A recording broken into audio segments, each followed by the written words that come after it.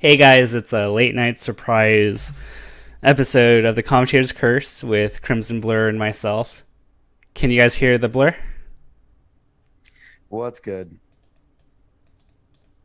Press 1 if you guys can hear the blur.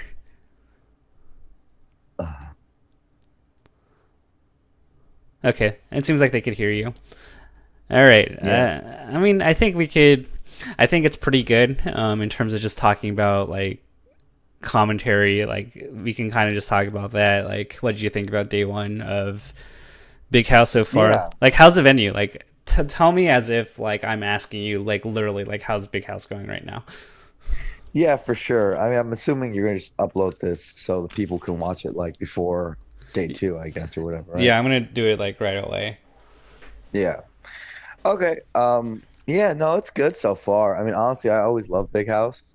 I finished commentary. I rewatched all my commentary and a few of other people's, and then I went to sleep. And now I'm like really bored. It's 4 a.m. and Tap was for some reason awake. So I was like, "Yo, let's chat, let's chill, since you're streaming." And so we called.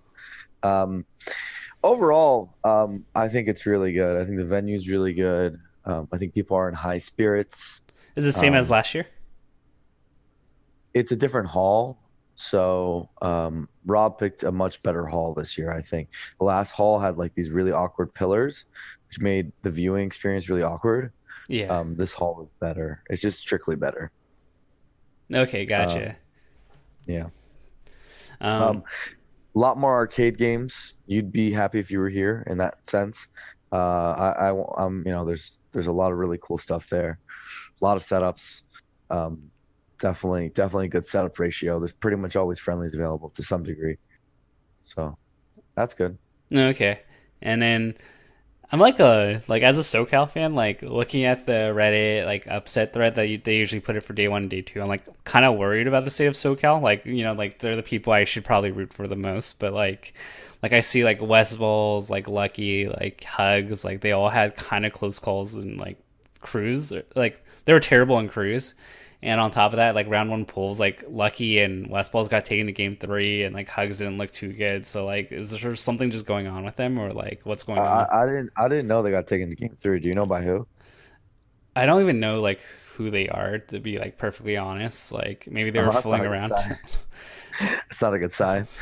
Um, yeah, so I definitely think that, I mean, SoCal going out in second round to NorCal, that's just a shambling of epic proportions, right? Like, that's no good. I think that definitely put a damper on day one for a lot of people because, everyone was looking forward to SoCal versus Florida, right? Like, that was going to be like the marquee. And somehow, Lucky completely flamed out. Johnny actually did really poorly too, against Shroomed, and like it was just kind of over. Mango SD, like it was just the lamest way of losing. It still ended up being close because I think SoCal was just a better crew. But like I don't know, I feel like we were sort of robbed of Florida versus SoCal, which I really wanted to see. Like I feel like this is like the testing grounds where like you see like a little glimmer of like Mango Hungry Box or like Mango Plop, and you're just like okay, like you kind of get like that gauge of like okay, like how do they kind of step like how do you evaluate them with each other, and you never really saw that take chance, and so it kind of ruins that like air of like there's still that air of mystery, but it's like kind of like ruined for me too.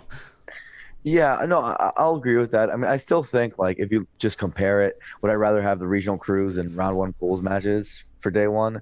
I still think the regional crews more interesting. Like I think if you look at MDVA versus Midwest and you look at SoCal versus NorCal as like matches, those were genuinely interesting and fun to watch. And I don't think round one pools would have given us literally anything interesting to watch. Literally, there was no upsets, right? Like effectively, no one, I think none that Dreffen are better lost. than. Oh, you're right, Jeff Nichols. But the point is that might not have even been on stream. Probably wouldn't have been, right? And I don't think like on the whole it would have been good for viewership or for like fandom. There's more people in the crowd, more people engaged with this regional crew system. So I think it's good overall, and I think it's good for one tournament to really do regional crews. So in so many ways, I like it. I just think that like on a talent level, there's like a few unfortunate missing people that really made a difference. Like not having Europe is a big deal. And I also think that like SoCal busted out. Like I mean, there's really no excuse. And that didn't help it for sure. Yeah. So I think in the history of Big House, this was the lamest regional crew battle that has ever happened. I've already heard people thinking of like, oh, maybe we should do something different. I'm like, no. We had like what was it, like 3-4 years of amazing regional crews, and 1 year we have like a sort of mediocre one, but still pretty entertaining. And now we're talking about switching it up, something that's working and is good. That doesn't make any sense to me personally. Yeah. I mean, I think The it num- go. Mhm. I think like to add to that, like SoCal, like I think like in terms of like variance and things going their way, like if you look at the 2 years they won, like I feel like they slightly overperformed, and this is kind of the year where like the dots didn't really align for them. Yeah, for sure. I think that too. I mean, I think there are valid complaints about last year where SoCal didn't even make it in, where like that could have been a format problem. Like that was a valid complaint, but they fixed that. I think the number one thing I'd say is that the time between crews like needs to be drastically reduced. Like that's like the number one thing I'd say. I think crew battles are really dope, but obviously you're wrangling like a bunch of people and a bunch of divas, frankly, Yeah. to like get them on stage and make sure they stay there. And you have to make sure they stay there, like not just for their match, but for the match before them, so that they're actually ready to play by the time you're ready to roll into the next match, right? And it's actually shockingly hard to do. And you often have to dedicate like uh, like at least like probably like 4 or 5 staff to making sure it's all coordinated. It's insane how much work it takes. But because of that, I think what people don't see on the other side is that's kind of what causes some downtime. Is just getting everyone there and making sure everyone's cool, and then doing the hand warmers and all that. That setup time sucks. I still think it's worth it, nonetheless. But I think that stuff can be reduced. Like that's totally doable. That's just an organizational thing, and just I think more hands on deck on it. Like literally, I think there was maybe 2 people on it. I want to say I could be wrong. I don't want to butcher Rob and what he's doing, but that's what it felt like. I think it literally should be 4 or 5, and it needs to be a strong number of people to do this job and it needs to be people with a little bit of clout because the top players listen to those people. As sad as it is to say, and that helps, wrangle them a bit. Yeah. I mean, it's always like painful. Like for whatever reason, like even working with Mango in the past, like I'd be like, hey, like your match is in 5 minutes, and then like he has this like strange habit where he just likes to go to the bathroom, like so like how might be like he might be sitting around there for like 10 minutes, and then all of a Yeah. sudden it's like 30 seconds before his match, like then he decides to go to the bathroom. I'm just like, you had like 10 minutes to do this, and so it's like Yeah. really a mess to deal with all of them sometimes. And let me tell you, I mean, he'll be better with you than he would be with someone else, right? So, and that's not to say Mango's the worst diva. He's not even close, actually, and he's not even that bad for the most part. It's just, you know, all day they're kind of being told where to go. I think that's the part that we don't see, is that they're being told to go from one photo booth to one autograph to one pool to, you know, yeah, some commentary to some, like they're just being pulled around all the time, and like we don't really see that half of it. We just like, why aren't they listening to us? Yeah. And so for some of it, I have sympathy. For the most part, I don't actually, but for some of it, I have sympathy. Yeah, that's true. Um, like, I mean, I've been around them, but sometimes like they make it extra harder than it should be. But Yeah, for sure. They don't see our side. I agree. I think Um, what's tragic about going back to the crew results is like it'd be like one thing if like NorCal was just extremely high and they beat like SoCal and then they like put on a good show for Florida. But I think the thing that kind of sucked was that they flamed out against Florida, and yeah, that's what kind of made it disappointing in my view because like NorCal looked shaky against MDV against not MDVA, who's a tri-state in the beginning, and then I thought they were they gonna should have pick it up. lost. They should have They should have lost. lost. They should have absolutely lost. That was horrific coaching all around. NorCal's coaching was just horrible the whole time. Literally just miserable. Um, but I mean, But they I don't know. overperformed. I'm gonna say this: the team that was actually closest to taking out Florida was Midwest. Midwest had Ginger beat Wizrobe, right? And then they made this horrific decision after a drunk sloth FD, like complete waste by by Florida to then send Absent Page against Drunksloth. Like it didn't make any sense at the time. And even thinking about it more, I'm thinking about it more and more. I'm like, such a horrible decision. KGH just destroyed Chu, I believe, on FD.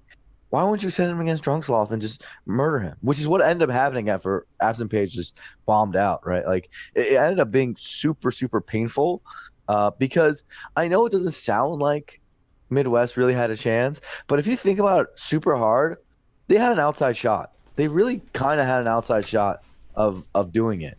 Um, Probably weren't going to do it, even if they put Kalindi in second. But I think like they would have made it go down to the last person, right? And it could have been close. Um, Chalk, it really could have been. I definitely think I definitely agree with you. I think they didn't maximize their chances for success, and when you pull a lead with that, like where like Ginger like slightly outperforms what you think from him, and you take out Wizzy, Yeah. like and you don't really capitalize, that's like a little bit disappointing. But like I think what's like kind of like a mystery, the more I think about it, with like so like earlier this year, like I was on the Absent Page hype train. Like I saw him play against Dewan and a few other people in the back of Genesis, like the back area, and like I was like, wow, he looks really good, and he had that little boost. But like the past 3 months, I've just been like in my head, I'm like Absent Page should win this, and he doesn't, and that's been like a reoccurring pattern. So like I think I'm safely off the Absent Page like hype train. I don't know what you think about Absent Page after today, especially. Oh, I hate being reactionary, but I think I was never really truly on it. I'm gonna be honest. I thought this guy was good, but like, dude, I've just seen this story so many times before of someone hit pretty much exact like a Fox player in particular hit pretty much exactly Absent Page's skill level right now, and then plateau for an excessively long time, right? Like, I'm not to, I mean, he hasn't really plateaued for an excessively long time. It's been a very short time if he has plateaued at all, right? And I think it's safe to say actually that he has at this point, right? But it's not been very long, right? But usually Fox players get to the level Absent Page gets, and they stay there potentially forever.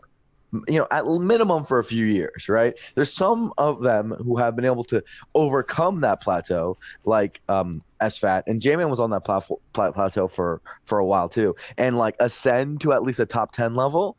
But for the most part, most Foxes literally just stay there. Yeah, that's Like they true. just, it does not get better than that. And for me, like I think the true test of a Fox player um, comes when at that challenge, right? And that's not to say to diminish like getting, let's say, top 40 with Fox. I think that's obviously very difficult and hard, but rather to say that so many people have actually done that accomplishment in particular with Fox, right? There's more Foxes who've hit that level than like any character ever. Like it's been so there's actually the list of people who have hit top 40 level with Fox is like a list of like 50 people. It's actually a ridiculous list over Smash history, right? Yeah. Um, the list of people who've made top 10 with Fox is a list of like five, right? Like it's much smaller. Like what is the list? It's like if you want to include Armada Mango, but I don't know if that's Okay, super fair. let's kind of like warp it back. Like, I mean, I'm trying to think like who are like the top, who's like before MLG era, like a top Fox. I can't really think of much. Like Fox wasn't really No, popular in the early days. there Um, wasn't one. like Chillin, Crane, chillin. No, chillin was a top 10 player. but you said top five, or did you say top 10? Oh, I said top 10 Okay. because I think that's actually been the barrier. Yeah, I would go with chilling. Chilling, early day So chilling. chillin, J-Man, Wait, let's kind of SFAT. let's work through time here because I think that's a large jump. Korean DJ, Mewtwo King. Korean DJ mostly did with Sheik. Mewtwo King got to top 10 with Fox. That's No, I accurate. mean So like it's MLG, like the MLG era. Like he Korean DJ made it to Vegas with Fox. he did, but he did like I mean, I guess He was top you're 10, you're right. He was multi-character for sure. and I then think it's fair to include him. It depends if we're going to include Armada and Mango. I think is the question. PC like lost favor with Falco for, and then he switched to Fox, and I think he was top 10 with like But he practically being made so it with. Fox. I guess the point I'm trying to make is he never had to overcome the plateau with Fox. He was already there, top Yeah. 10 player with Falco. You know what I Okay, mean? got it. That's Um, kind of the point I'm trying to okay, make. in this case, I do count Korean DJ because he started off with getting there with Fox. Uh, true, true. That's fair. Let's say G-Man. I think we tossed him in there. SFAT. Yeah, yeah. Um, And that's it, actually. I think that's it. I think it's SFAT, J-Man. do we consider Joey? Um, Lucky was never a top 10 player. Oh nine. He, Like was, was he a top 10 player? I think Genesis 2 era, like you could have made a case for him. You have to fucking stretch your No, stretch real okay, no, hard, no, okay, bro. okay. So in Genesis 2 era, we had the five gods, right? Mhm. And even then, PP was questionable at that point. Sure. And then you had J-Man, Zoo, and then who else? Hacks. Hacks. Hacks. That's eight. Axe. You still had Axe. Axe Axe was nine. there.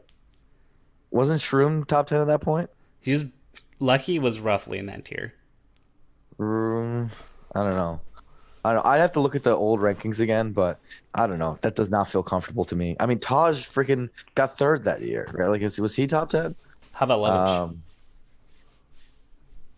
oh, Lovage? Was Lovage ever a top 10 player? I think that year he won Doesn't Big sound right. House like was pretty. I think it was Pretty good. like I mean, it felt like he was a top 12 player. Like, I think he was right there.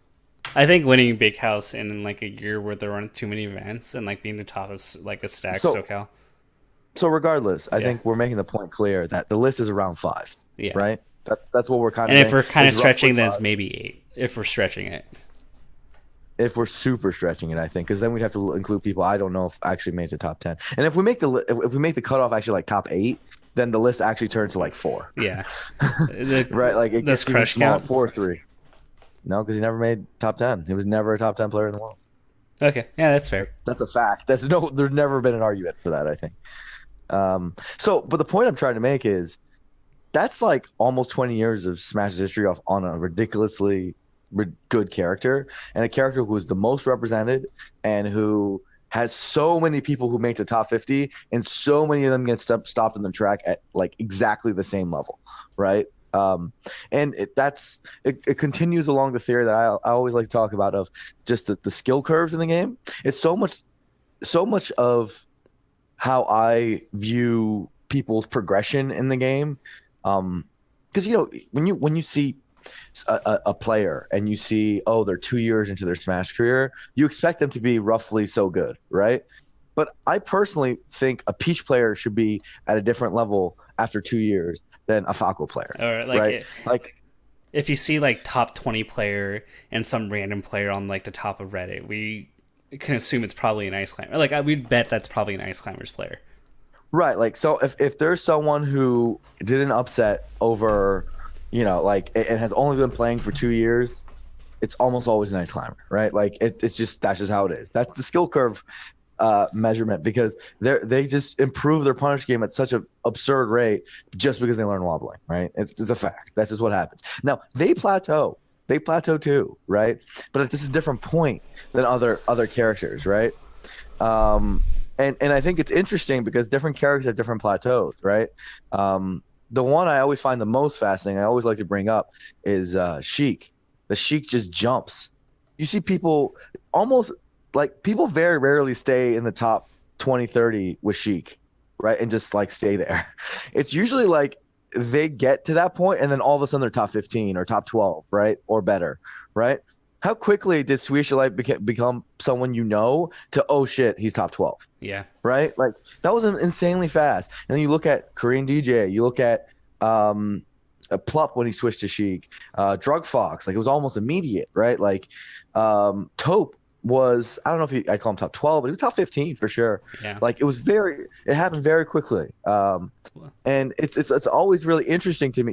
Shroomed, like But Shroom was Doc, so like that's a little he was different. already good. Yeah, he was already good. But I guess the point I'm making is, um, you just don't see Sheiks linger around top 25. Kirby Kaze is another example, right? He like pretty much jumped to super top level. Like he never had to face that hurdle that we're talking about with Fox players, right? He just kind of just went there. He went all the way. So And Sheiks tend to do that. do you think Falcon's like a less extreme version of that? Yeah, absolutely. I think the Falcons kind of skip a step often too. Yeah. Yeah, I think there's just like so Um, much stuff you have to like get through, and like once you can like overcome like the little things that like make them a bad character, like if you can like plug those holes, like then a lot of the things that like that character's not good at like fighting against like just like disappears. Like I think for Falcon, like learning how to time your approaches and like space your aerials is something incredibly difficult to do. But once you learn that, like you start winning like four matchups that were once like nearly impossible. yeah, for sure. Like to know how to do your jumps right. That's honestly the thing with Falcon. If you just know how to jump and know how to do it really, really well, you jump pretty quickly, right? SS jumps pretty quickly. I think Johnny's jump was pretty quick, frankly. I think Wizzy's jump was pretty quick. So yeah, like it's funny because we always view it as there's a clump of players who are stuck at a certain level. But the truth is, it's very character centric. It's a lot of the same characters that are stuck at that level, and the other people just seem to skip a step.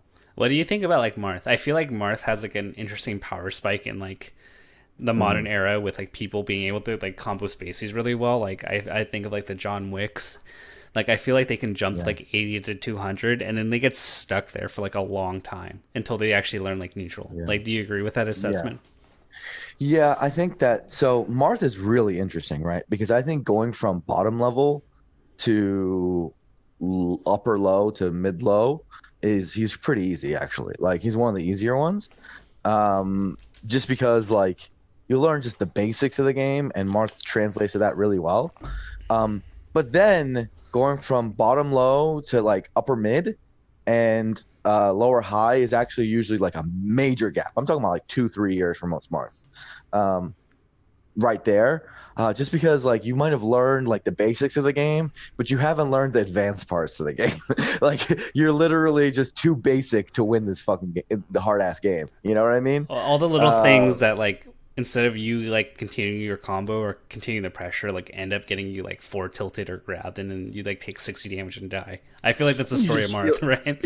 yeah, you get like we're talking about like low mid level marks. Like you get shield grabbed by the Sheik, right? Instead of dashing away, and like getting consistent at stuff like that. You get like your combo game is just not good enough. It's like before you were it was okay to like juggle them and get 30% and then get a random tipper. Now it's not. You know what I mean? Yeah. And so the plateau starts building, building, building, and then there's another plateau which I think is the steepest plateau for Marth, which is um, taking that over and like this is like the plateau I think between let's say the ties of the world and like the pew pews of the world. Um, and I actually don't think there's that much difference between those two Dude, people. remember when they Uh, had like speaking of which, like just a few years ago, like it was like the Kings of Cali when they had like a really close Ty's like amazing. and Ty's really really good. I mean there was a moment in time where like Ty he could have pulled an upset on Pew Pew in those like Kings of Cali sets. Yeah, and I think now that was Ty's best matchup, and PP was there really hasn't been much of a time where PP hasn't been better than him. But regardless, Ty's amazing, and I don't mean to disparage him in any way, but rather like um a super high level, like I would say upper high level, like almost bottom of top level, Marth, then going past that and going beyond, right? And I think I'd lump Rishi in that too. It's like, can he go beyond, like going real beyond to hit like Zane, Mucha King, Pew Pew levels like of skill? It's very difficult to then go past that. So Marth has kind of like almost like a fox like hurdle in that sense. I don't think it's as bad where he gets stopped in his tracks, but it's very rare to jump past that too. I agree. Now, what do you think about this? Like, a lot of people were asking me about like certain players and like what I thought, and like, I think there's something to be said about having very simple solutions to like situations and like being prepared. Hmm. But I feel like there are certain players that like just try to avoid like thinking at all, and like I feel like melee is a fighting game at heart, and like it's understanding decisions and like why your opponent would make certain decisions to dictate like how to make reads and how to have game sense. Like you pair Yeah. that with like making the correct like fundamental solution to like a problem. I feel like the squids, no offense to squid, like they want to play the game without thinking, and I think because of that, like they're never going to be able to read a player or understand why an I opponent think has certain. I think they think a lot, but they think about themselves. As in, they play Melee very selfishly. Like it's a one-player game sometimes. I agree with that in the sense of, hey, if between stocks, what I do is I ledge stall, and then when they're in this position, I do this, right? There's no variables involved, right?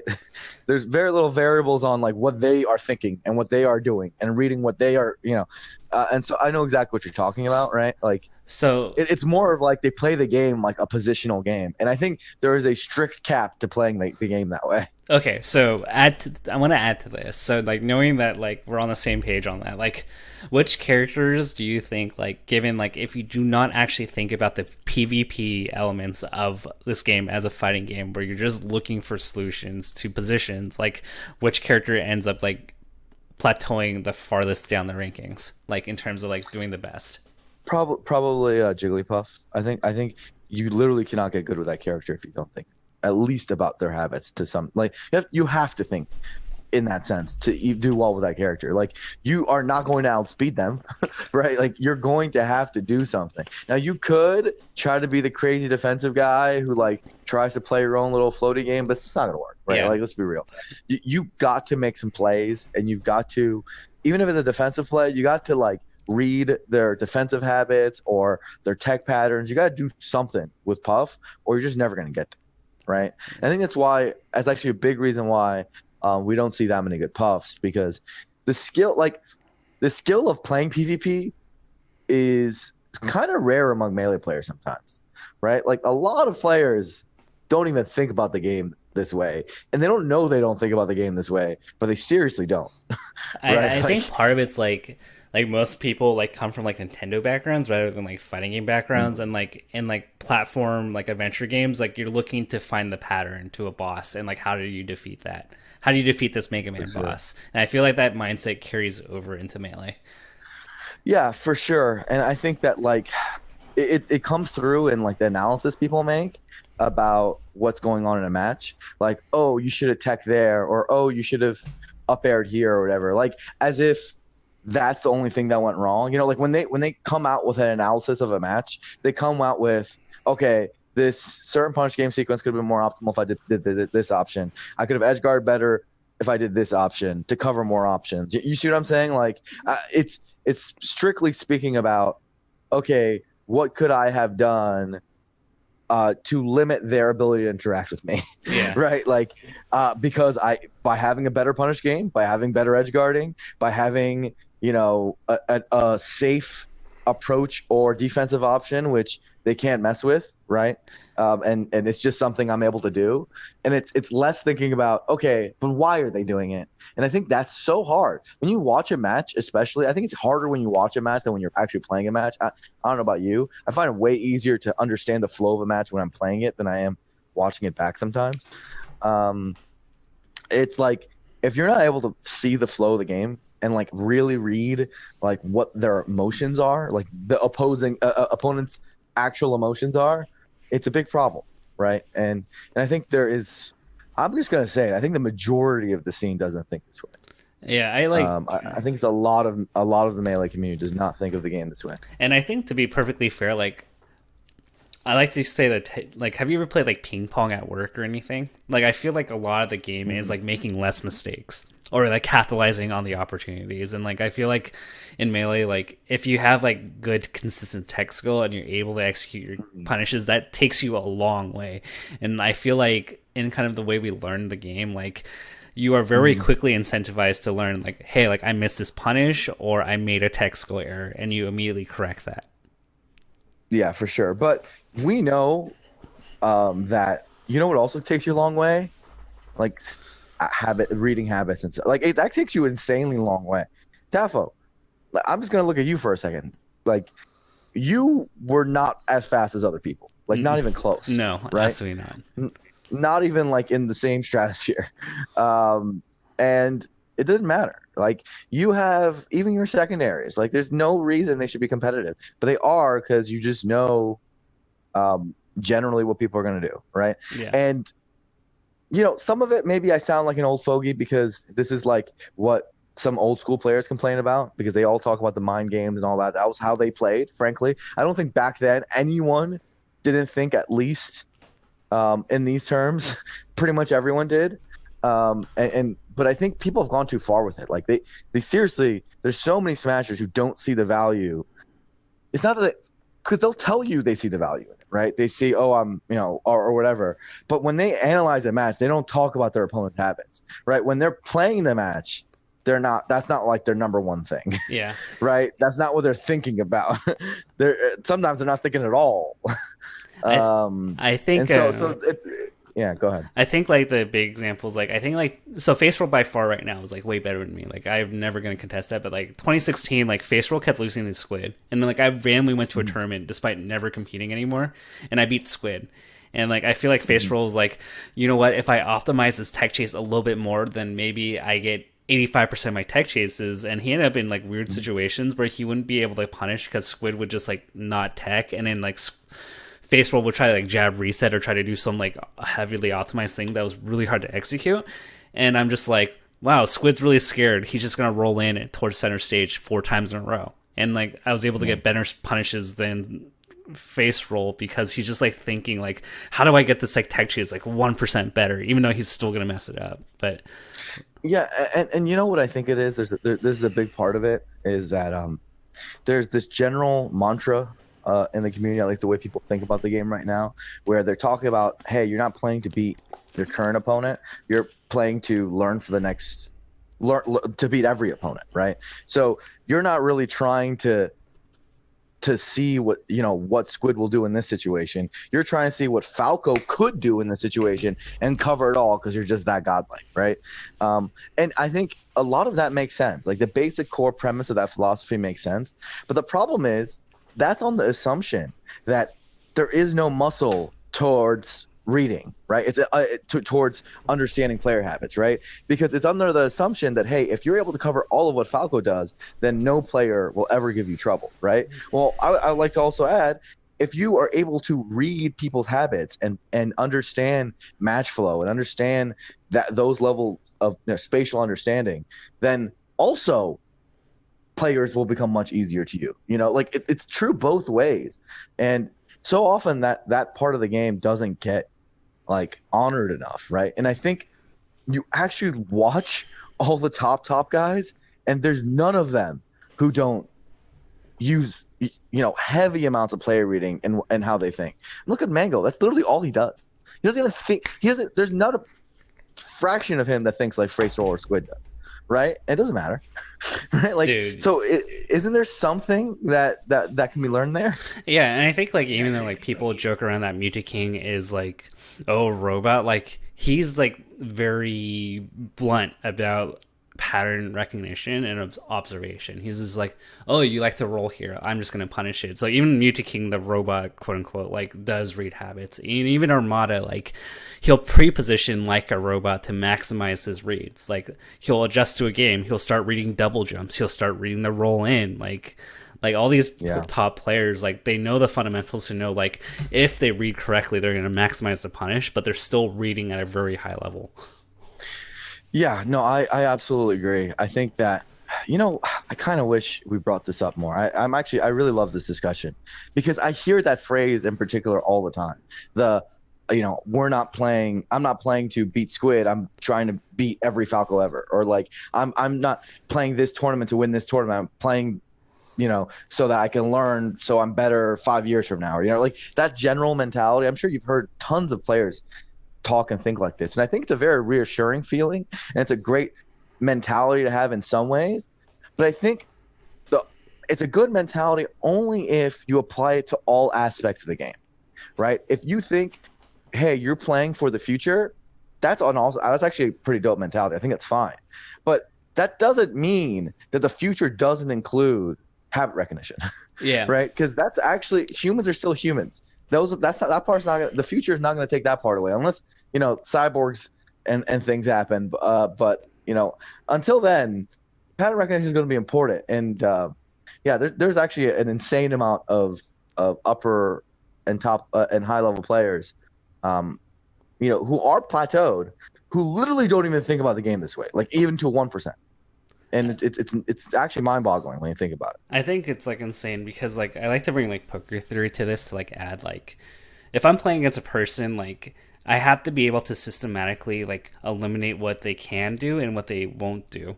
And this way like I can optimize the punish. Like if you try to cover everything, like your punish isn't going to be as good as if like you're absolutely certain that they're going to only do like two like one of three options, then you can tailor your punish differently than having to cover eight options where like because you're covering so many things, like if they're always doing the same two options, like you're not maximizing the punish because you're trying to cover so many things. Like Yeah, and there's a trade off. I also think it's people overcomplicate it somewhat. I think the hardest part about it all is that realistically, you're not trying to really read for options. You're trying to read for emotion. That's honestly how I've always thought is the most effective way. Like when you talk about that tech roll in example, right? You're not really reading that tech roll in because you have like a codex in your brain of all of Squid's tech patterns in this set and previous sets, right? No, you're not doing that at all. You are literally thinking he just took percent. I know how Squid thinks. I know what he's scared right now. He's gonna tech roll it, right? Yeah. And that doesn't mean that like if you have a stage position where you can react to everything, you don't take it. But it does mean that if you don't, you should prioritize the tech roll in option, right? And try to cover that at the very least, right? And there's tech chasing is always the example people use with reads, but the truth is that the neutral is really where reads are the most powerful, and the neutral is what separates like the best from the not so good. So that's where it's going to come in the most handy, right? Like if you can see, hey, I understand when they want to approach and when they want to back off, and you can see that part because where their emotions are at that time, then oh my god, you're next level, right? Yeah. You're Mango all of a sudden. Right? That's literally the whole premise behind how he plays. I totally agree there. I had a thought that like just kind of like it's like on the tip of my brain. I like totally forgot. Like, but that's like a really good point. Like, um,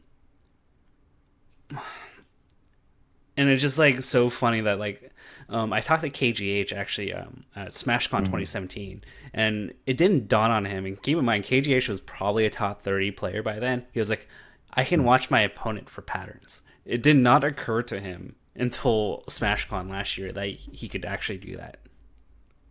Yeah, and what's crazy in some ways is that like you look at Kalindi's case, his tech skill at this point, like what is there any world where anyone would call SFAT or Lucky's tech skill better than Kalindi's? Like it's impossible to argue that, right? Yeah.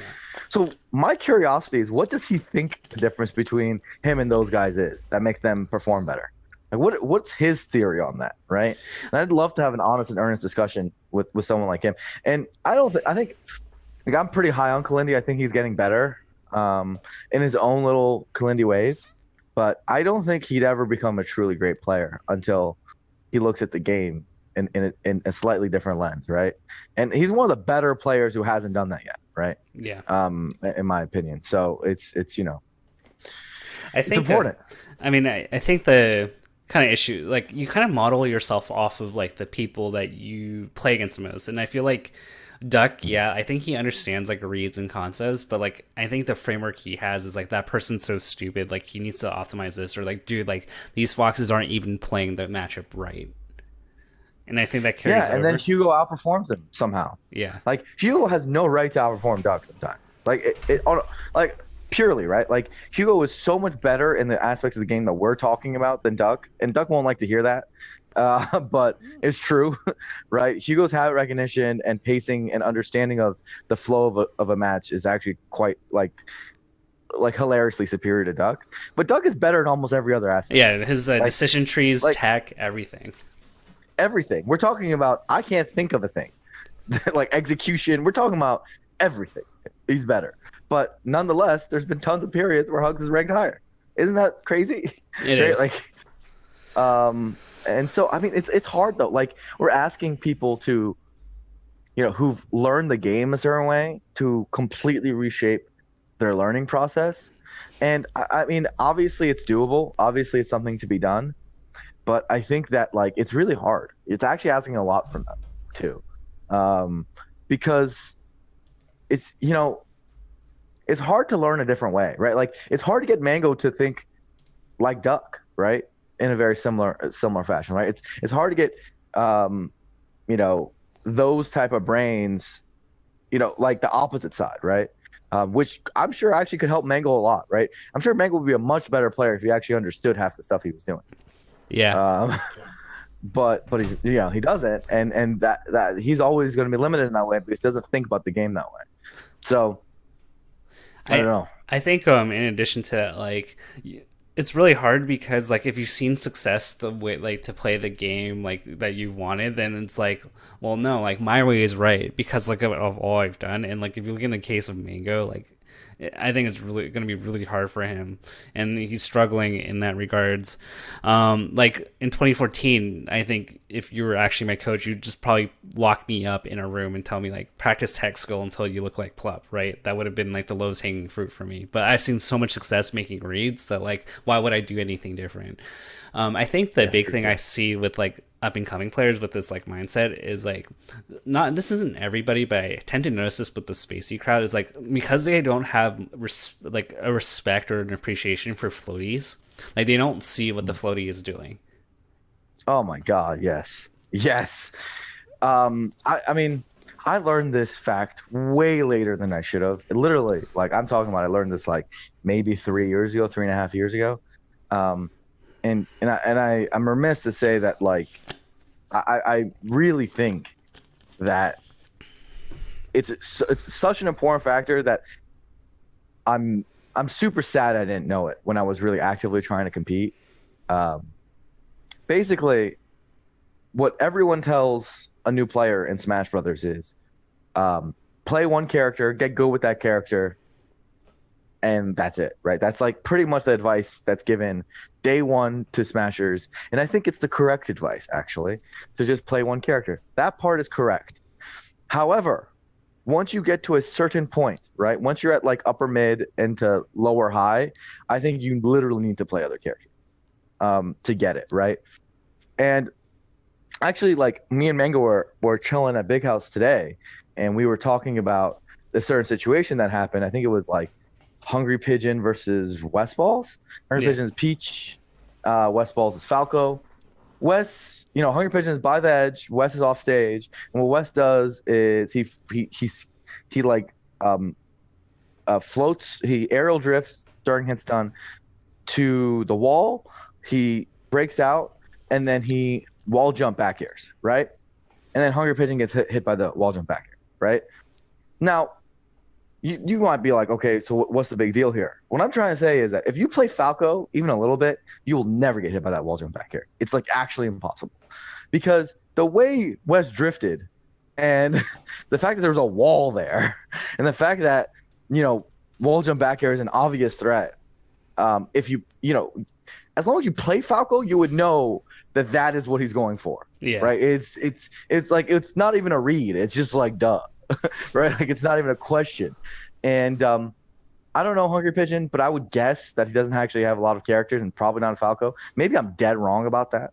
Maybe he just messed up in that one Well, I just situation. get called out on Um, like a YouTube comment. Like, I guarantee you I'm wrong. Actually, you know what? Never mind about that. But the general point is I'm trying to make is that there comes a point where you have to learn other characters. It's not an immediate point. It's actually you have to get quite good. I think like upper mid level at least before I think dabbling is even smart.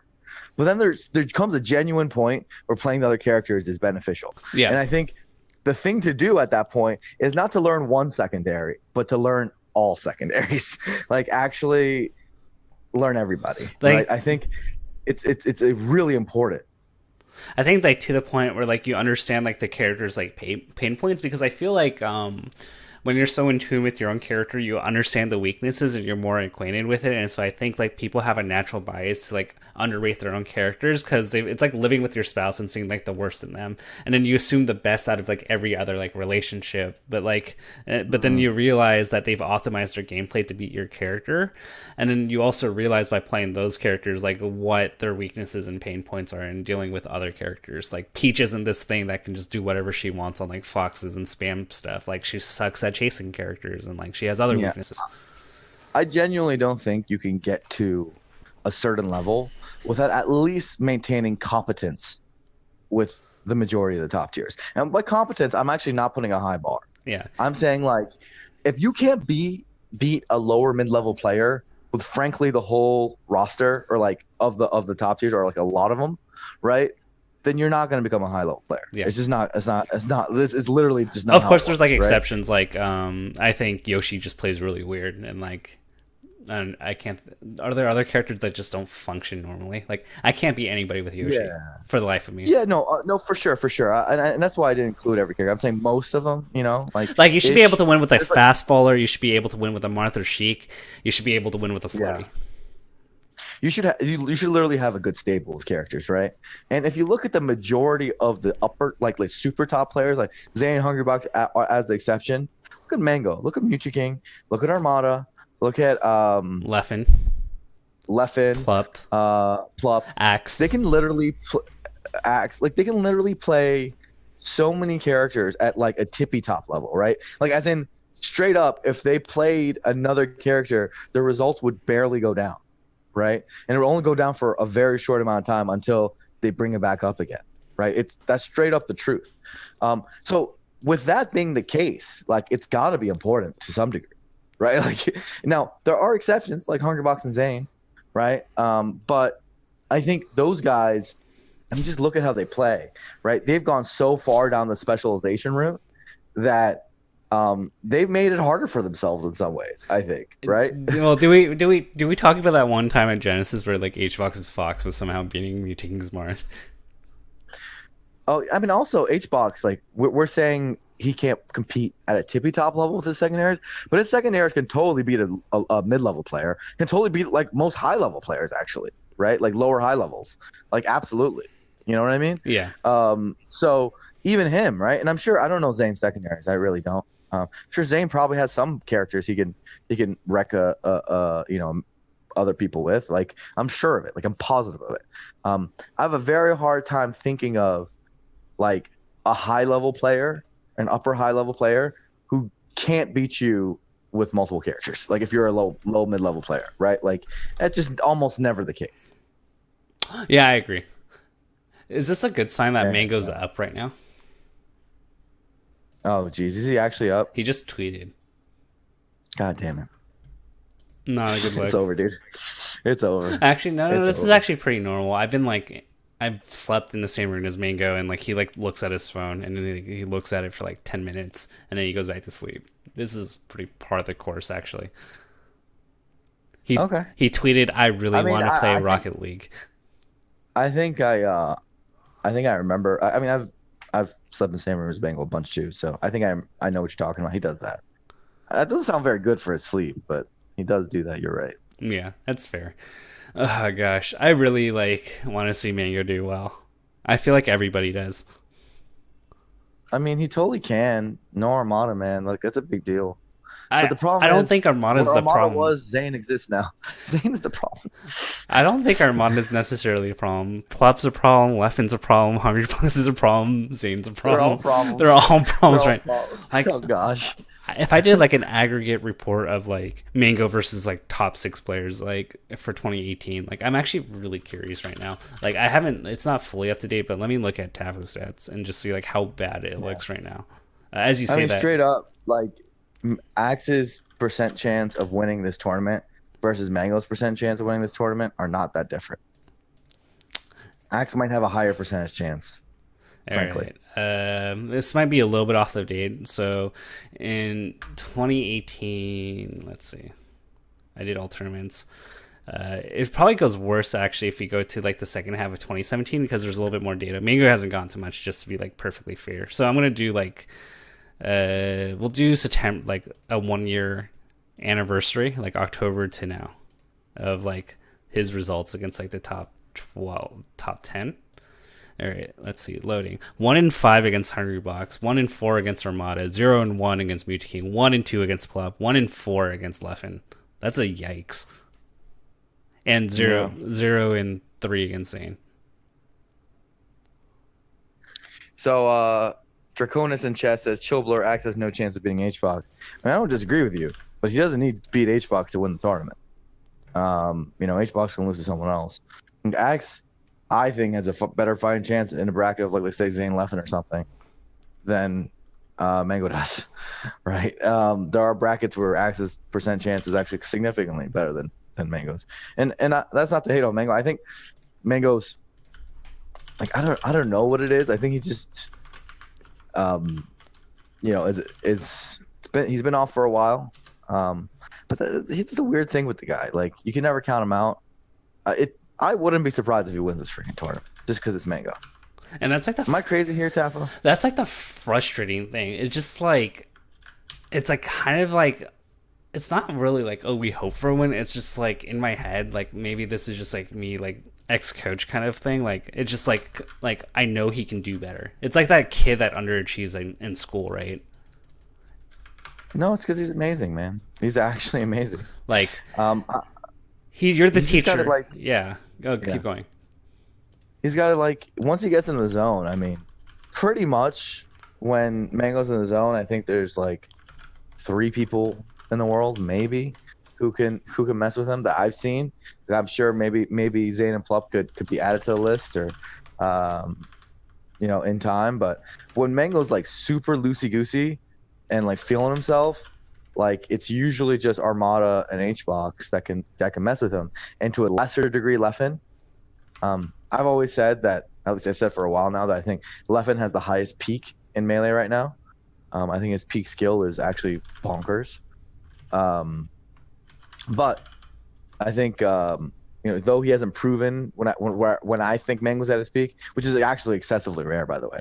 But when Mango's actually at his peak, I can't remember a set that Leffen's won. So because of that, like I have a hard time adding him to the list, but I would assume Leffen could do it.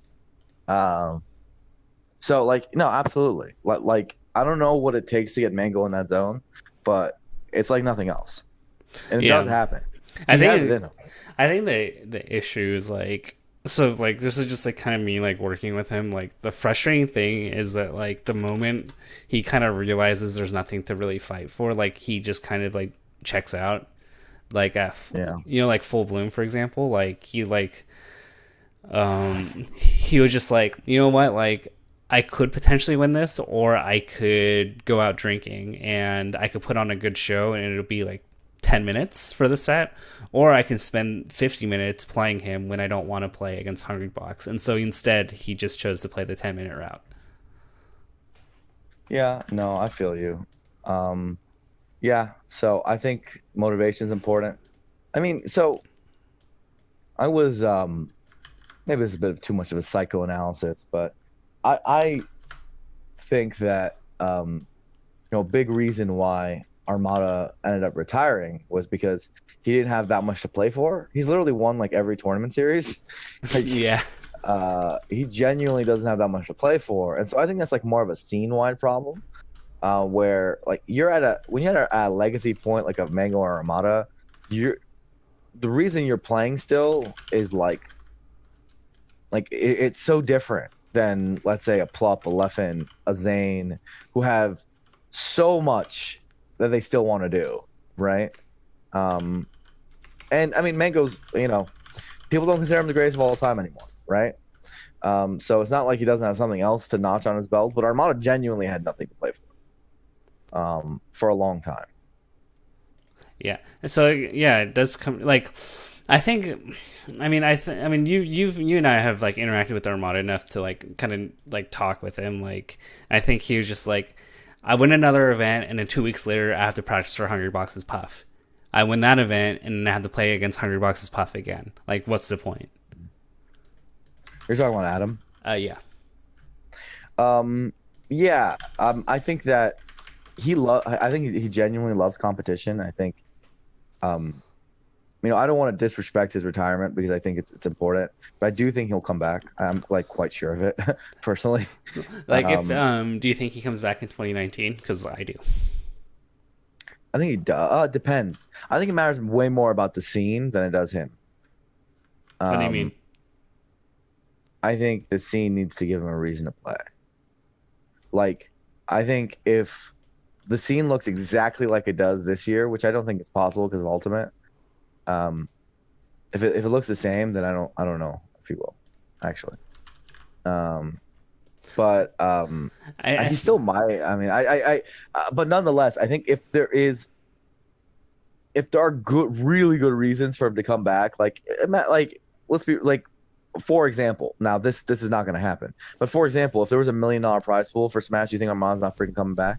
I mean, Right? If there obviously, was some I I haven't. obviously he comes back. I mean, he would even say that today, but scale that down considerably, right? Scale that down like 800 notches, and just add in some incentive for him, and I think you start giving him a case to come back. You see what I'm saying? Right. And I totally agree with you there.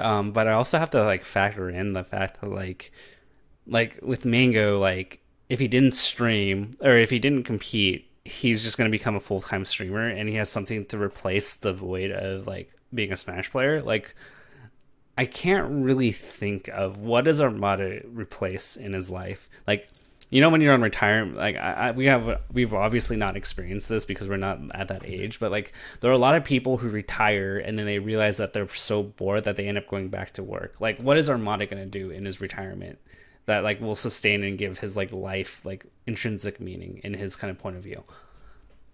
Yeah, for sure. I mean, I think like for me, the big sign that would tell me he's super moving on, and we could see that next year. Who knows? Is if he goes back to school or like takes up a new career or something like that. Um, because to me, that's saying, okay, he's super serious about this, and he's like willing to put a lot of hours in to make sure he has a new future for himself that's different from Smash, Right. right? But that isn't to say like being a streamer can't be that different route because his stream is pretty popping too. Um, but yeah, I mean, I don't know. I think it's a lot of speculation. Like I said, I don't want to.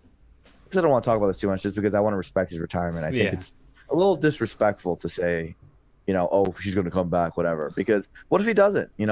Realistically, what if he doesn't? Can't we appreciate Armada for a little bit? I mean, I think you could So still for do me, yeah, both, but like yeah, realistically, like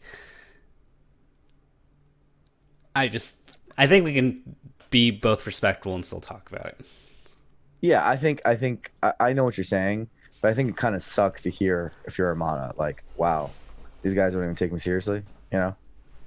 Um, I mean, like it's kind of like saying yeah. you're gonna like, I mean, because look, he's like physically at Big House right now. He's commentating. It's like going to say like, oh, I'm not gonna gamble anymore, and then you're at a casino and you're dealing and you're hanging out with people who are gambling. Yeah, but like you want to reward the behaviors that you want to see. We want him at Big House. We want him commentating. We want him like why make him feel bad for that. You see what I'm saying? Yeah, Like yeah, I it's not like I'm mad about this development. Like I'm quite happy that if Armada's gonna retire, he's still in the scene. I'd prefer it this way rather than saying, no, Armada, you're not truly retired unless you cut all ties. No, don't cut all yeah, ties. I yeah. love Armada. I want to see him forever. I Like mean, keep going to events, dude. I don't mind at all, like either way. I just think that being around that kind of stuff is gonna influence you to come back. Like, Yeah, I think for sure. I think like if someone was close to overstepping his legacy, like if unfortunately no one is right now, I think he'd have a really good reason, for example. Um, but the problem is it would just take anyone too long. Like I don't think Hungrybox has for a path to passing up Armada in like the next 2 years, right? Like it's probably not going to happen. Um, just Armada's legacy is that strong. Um, and Mango's obviously not on a good path right now. He'd have to flip everything around to do it. right. Um, I mean, that's so interesting thought though, right? Like, this Hungry Box past Mango at the end of the year. geez, no, all time. I don't know. The thing is, this year has actually not been that good for Hungrybox. That's true. He hasn't. He's gone close, but he hasn't like really won much. How about like end of next He year? could literally fall into number one. Like if he wins Big House and Summit's won by like I don't know, someone's not super in contention. Um, let's say Summit's won by uh Zane or whatever. Who I don't think Zane can get number one pretty much at this point. I don't think so. I mean, what if he Um, won? What if he won Big House Summit? If he won Big House and Summit, like it's actually pretty close. who are you talking about? Zane? Yeah. It get close. People Like would talk about it if he because won people like, would look. let's say he won Big House Summit and 100 bucks and Leffen both flamed out. Like his next closest competition. I think if he wins Big House Summit, people would think about it just off that. Like, I forget the Hunger Bucks and Left part. I think they would be like, "Wow, he won Shine, Big House Summit." Like, sure, those guys had good first half of the year, but the second half is looking pretty good. And it's not like remember Zane got top three at the other summit, right? Yeah. And what if he Um, won GTX on top of that? yeah. I mean, so I mean, I think he probably wouldn't be given the number one spot immediately. And by the way, you think GTX is going to be a big tournament? Are they having a prize pot? They do. They do, but I don't know, I man. think by sheer virtue that there's probably not much in November, December, like it could be like the last hurrah of the year. Speaking of prize pots, someone should just nab up the DreamHack Atlanta prize pot now that it's conflicting with Summit. Like, someone should just do that. I feel so bad for them for like that region because like it seems like every year that they or like every other year them and Summit seem to Yeah. like conflict on like the biggest like South tournament of the year. Yeah, I could go into a whole thing about it. Probably should, but whatever. Yeah, It is what it is. it is what it is. Um, So I don't know. I mean, it's no by no means like a walk in the park for like it's a really big hypothetical. Like Zayn even winning 2 out of 3 events is like pretty unlikely, right? Would we agree on that? Like because there's so many Yeah, people yeah. that can win it. But regardless, the point I'm trying to make is Hungerbox can win literally just Big House, and if let's say if Zayn wins Summit, I think Hungerbox gets ranked number one probably, right? Where does Armada go? Um, Do you think? I don't know. Adam is so close to number one. It's weird that he wouldn't just finish the year out. Just go to two more tournaments, like you know what I mean? I feel like if He he doesn't have to do ended, every event, just I the mean, if last he two. ended the year at number one, then people are gonna be like, why not just go to Genesis? Like, you know? Yeah, they might. It might just continue. Maybe, maybe. Um, I don't know. I feel like when you're that close, why not just do two more tournaments? I don't know. Maybe I'm thinking about it wrong. I mean, like, I totally feel you on that. Um, so anyway, speaking of Big House in general, I think it's been pretty good, and I'm pretty excited for day two and three. I think it's great. It's weird, right? Because like this Big House had a very large drop in attendance that I'm super just sad about. But I also think it's like one of the best Big Houses so far, um, in terms of what preparation and things they've done. Like a lot of it is much more well done. So and that's always the worst sign, right? Where you actually make a better tournament, but less people show up. Like that just means interest went down, right? Like yeah, then it's not your fault. Um, Yeah, I mean, you did what you could. It just there's some things you just can't control. yeah. Um, so I think obviously they had a lot of like factors like going against them. This big house, like Ultimate's release, really hurt. Um, really hurt their timeline. For um, for Wii U entrance. And but I mean, Manly went down too, right? I mean, I don't really have a great excuse for that. Yeah, I don't either. Like we've had less events, so in theory, like people's travel budget should be higher to like go to these events. Like, Yeah, but what if the community is just smaller now? yeah, You know, so I don't know. It's a bit worrying, but I mean, I think we're all at a point where we're just assuming Ultimate's going to save us, right? yeah. and Like maybe Melee needs Ultimate probably as much or more than like the Wii U community needs it. yeah, I don't think you're wrong. I mean, Yeah, we need this thing to kill. We need to be real good. and like, and even then, like as like I'm so happy I'm not on the event side of things, because like me being an event organizer for like 2018 like or 2019 even, it's like you have so many factors that can go right or wrong that you're just like, okay, like am I gonna gamble on like a bigger venue or a smaller venue, like, and if you're wrong, like that can screw you over really bad. The whole thing is like a crazy gamble. Like most of it's not in your control too. Like the internet could just go down straight up. Like internet could just not work. Electricity could just not work. And I mean, there's a level of preparation and testing you could do to make it as good as possible, right? You could do your tests and all that and spend money to do all those extra precautions. Um, but it could also just not work, right? I've seen the best preparation and still things like that not work. Venue could screw you in so many ways. Like you could just get less entrants. Like you could do all the same promotion you've done in previous years and get less entrants. Um, and so like, yeah, it's a huge gamble. Frankly a huge gamble. And I think it's incredible. I have to say this. It's incredible that we have a tournament series like Big House that made it to eight. Like a super that's eight, well, seven super majors, right? Because the first one wasn't really a super major. But seven straight up like super major tier events. Like how many series have lasted that long? Has any? No, I don't think so. I think Big House is the longest running super major at this point.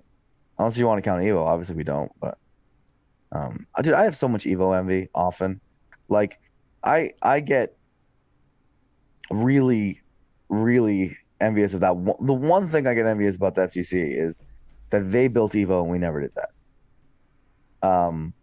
Because I think they had the same resources as us, less even so, right? Because you can say, okay, well they're corporate backed, whatever, because the Capcoms and whatnot of the world, Bandai's of the world, help them out. But Evo was already supersized before any of that stuff came in, right? And they had less entrants than we did for a lot of that period of time, right? In general. And yet they still built Evo, right? Like we never had a tournament series get to that capacity. Like I guess we were sort of on our way with Apex, Yeah. um, but we never got there, right? And we still haven't to this day, right? To get to an Evo level event, um, just purely. Maybe it's they're combining so many different games, but generally our Smash on its own is usually as good as all of their games combined, right? In terms of attendance, interest, viewership, right? That's generally how the math works. Um, so I don't know. That's always a point of envy for me, where I'm just like, damn, they did that, right? Like it's okay that they have Kamal Raker and CEO, whatever, and we can say, oh, we have Genesis, Big House, Shine, whatever, right? Like that's at least a point of comparison. But Evo's just a huge outlier. Um, among both scenes, and they're the ones that got it. And it's just why don't we do that? Why don't we do that? Yeah, we could just build our own Evo, man. No, that's less of what I mean. It's more like we never got one of our super majors to pop off like that. Yeah. You know, I mean, I think before like Apex had that 2015 fiasco, like it was looking like it was kind of heading in that path. it definitely was. It definitely was. But so, I mean, Genesis after its first year back, right? Genesis 3, like I think it had as much or more momentum that Apex had in 2015. That's true, but like Apex had that whole like crossover like thing like develop quicker, and grand. I think Genesis is starting to do the crossover, but like I thought like Apex's potential like and being well connected to like other games was like gonna like bring in a lot of momentum in the future, but Yeah. unfortunately it died. You know, you know how sad it would make if you told Blur of 3 years ago that Big House would have the entry count it does this year. You know how sad I would have been? because I would have thought at this point that Big House is already hitting like 5K plus, right? Yeah. And I think it was only with like 1,600 entrants or something. 'Cause I was hoping for, that growth, that continued growth, and to just, stack on top of each other. Um, Kind of like again how Evo did it at some point. Um, but yeah, again, it doesn't, at least right now, because of our plateau or whatever. Jazz and the Big House are a bit of a halt in terms of their growth. Pretty much all of the tournaments, not just them, to single them out. With the exceptions of Air and Smash and Splash. So I don't know, man. What a weird year. What a weird year. Come on, Ultimate. Come on, Ultimate. Yeah. Um, Can't wait. Can't wait. I feel like we got to. I mean, I think it's a very valid like reason to let me. Like, I feel like we've gone away with like I think industry wide, and I feel like even Twitch, like we've gone away with like getting like favor from like orgs and companies because Melee is a cool game, and I'm hoping that like the Melee is a cool homie game like continues for a little bit longer. That Oh, that oh like yeah, like that factor. I think it's going away, unfortunately. yeah Um, it's going away very rapidly too. I think like the the we were the Ferrari for a lot of like those esports teams we've talked about before, where it's like, hey, you never know. Their policy has always been, most of these pro teams, invest in as many esports as possible, and whichever ones come out on top and grow and become bigger, you'll at least be a first mover in that area, right? That's like been most pro teams' philosophy over the years, right? yeah. Um, and I think that patience for Smash is running out as things are rising to the top, right? Like, I mean, it's understandable, right? Like, if you look at it from their perspective, they're like, well, is Smash ever going to be more than it has been, right? Like, for the last few years. And like, we'd say yes, or at least we'd hope we'd at least pitch it that way, Yeah. right? But for them, I understand that how that could be a hard case Yeah. I to mean, swallow, right? I think it's like because like I think with like an esports team, if you're doing it right, like you invest in the media, you invest in making videos, and like it's funny that like videographers are like one of the most sought out positions for in esports right now. Every team is looking for more videographers. Like they have double and Yeah. tripled in price. Like, and then you kind of ask yourself like, do I want October's resources to be spent on two Melee videos or two Fortnite videos? The Fortnite videos are doing 100 times better than the Melee videos, by the way. Yeah, of course they are. Yeah. And so, like, that's just kind of the reality of the situation. Because, like, you can pay a Melee player, like, a paycheck. And then, but then, like, if you want to do it right, you want to do all this, like, all the things you want for, like, if you're actually supporting an esports team. And, like, I just think the opportunity cost for, like, esports teams, not just from, like, the money standpoint, but just from, like, other resources, is just, like, way too high.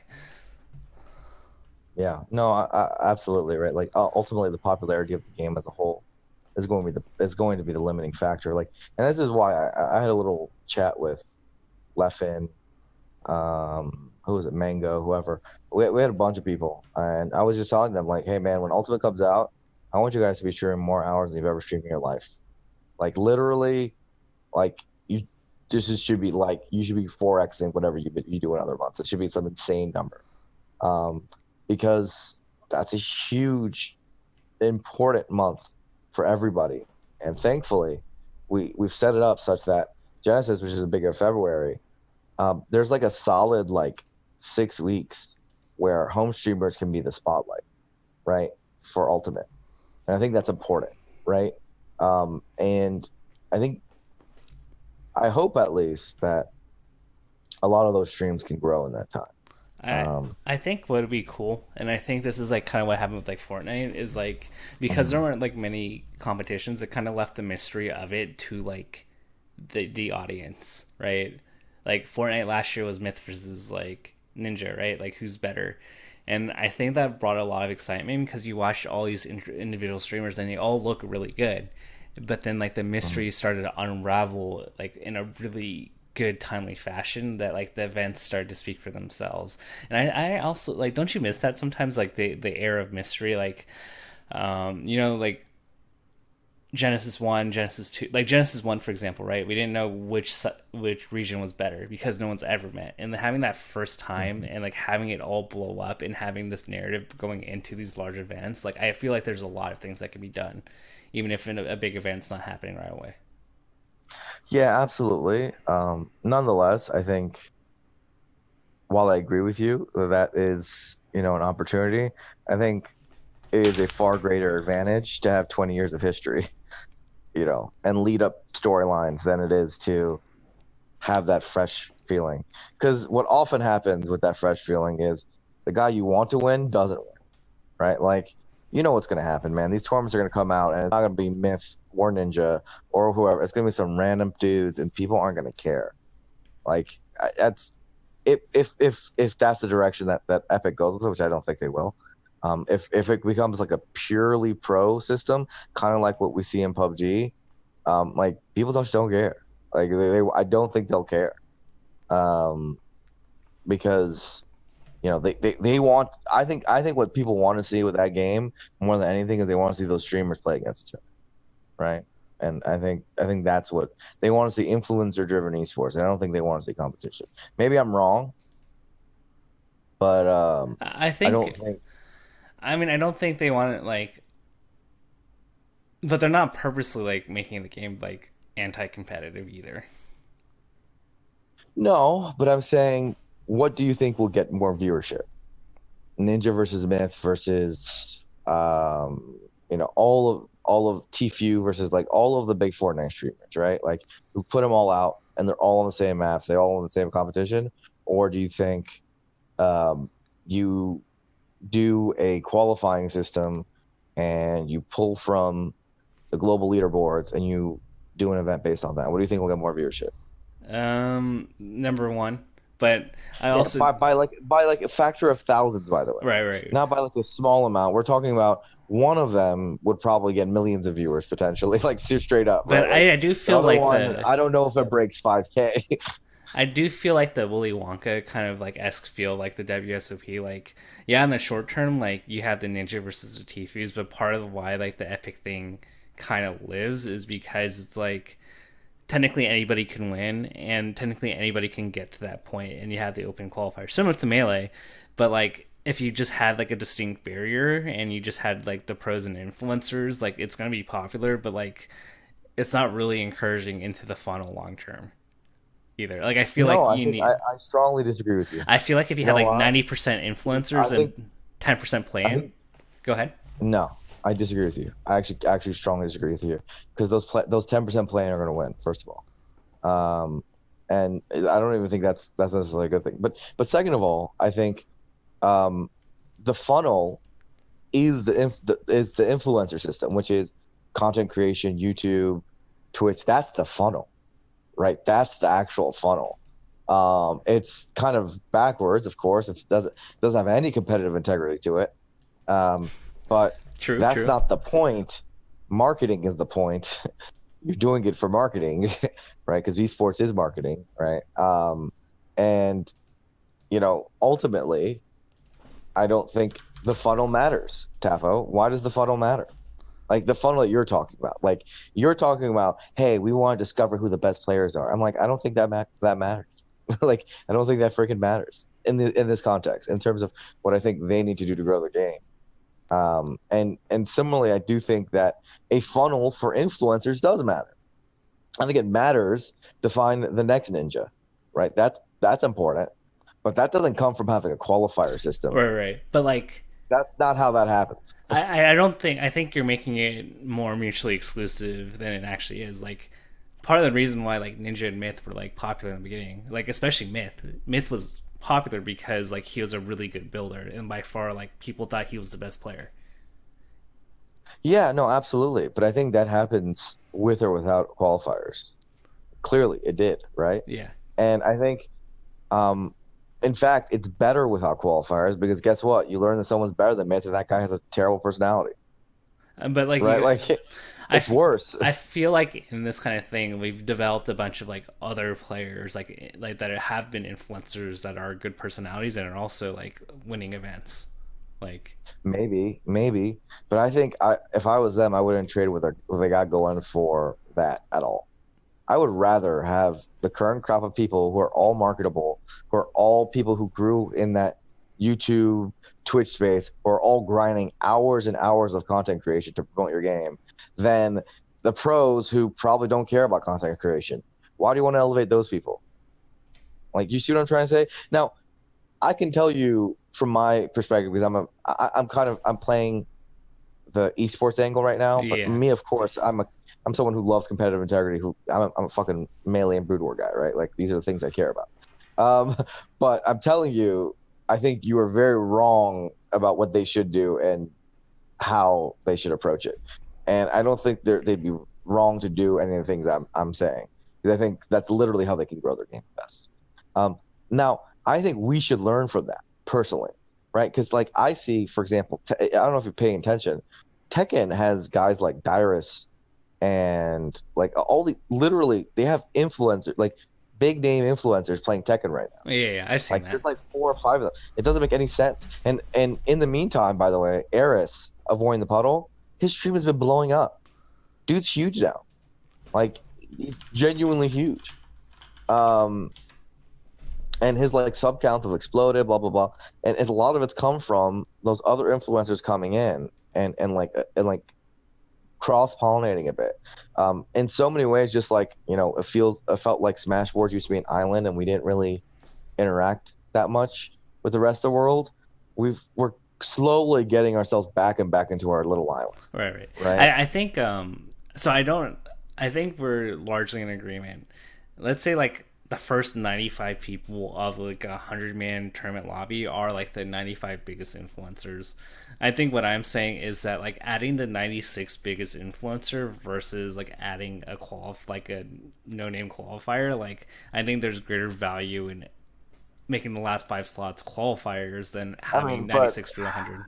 sure, Tafo. But I mean, at this point, you're saying you want to keep your 5% of competitive integrity just because you want to, and Um, I just think it's just like the poker analogy, like the I'm saying idea. just take all shred of integrity out of there at this point and just let it be what it is. The Fortnite Pro Am was the highest viewed event in Twitch history and in like general esports, if you want to call it history. And it was celebrities with influencers, man. Like But some of those it's so good. influencers were like not influencers; they were just good players Ish. at the But do you time. think they're the ones who drove the viewership, dude? What do you think? No, it was the celebrities and Ninja Yeah, and right, those right. guys. That's how that happened. It's important to know because like the reason why I think it's important to know is because the landscape's changing. Tafel, you're seeing it in your company and you're seeing it everywhere. Like esports has grown, but at the same time, everyone's losing faith in it in a way, right? Because we're Yeah, like, hey, maybe esports isn't the thing that's hot. Maybe just Twitch is, yeah. like I because I guess like the big thing here, like where like I disagree with you, and like this is kind of coming in the chat, like a lot of the mm, Team Liquid guys were not big, but they're big now because they're good. Like Vivid won 4 of the summer skirmishes, and up until that point, he sure, was random. sure. No, so it does happen that way, right? Like I see what you're saying. Like maybe the best strategy is a mix, but I think the primary strategy is Yeah, that's influencers. why I'm saying like 95-5. Like, Okay, you yeah, can keep your 5, Tafo. I'll let you keep your 5. But I think the point is when a new quote unquote esport would emerge into the scene, right? We're talking about $100 million prize pool, right? Um, Coming in, it used to be 100-0, right? Is how everyone thought about esports.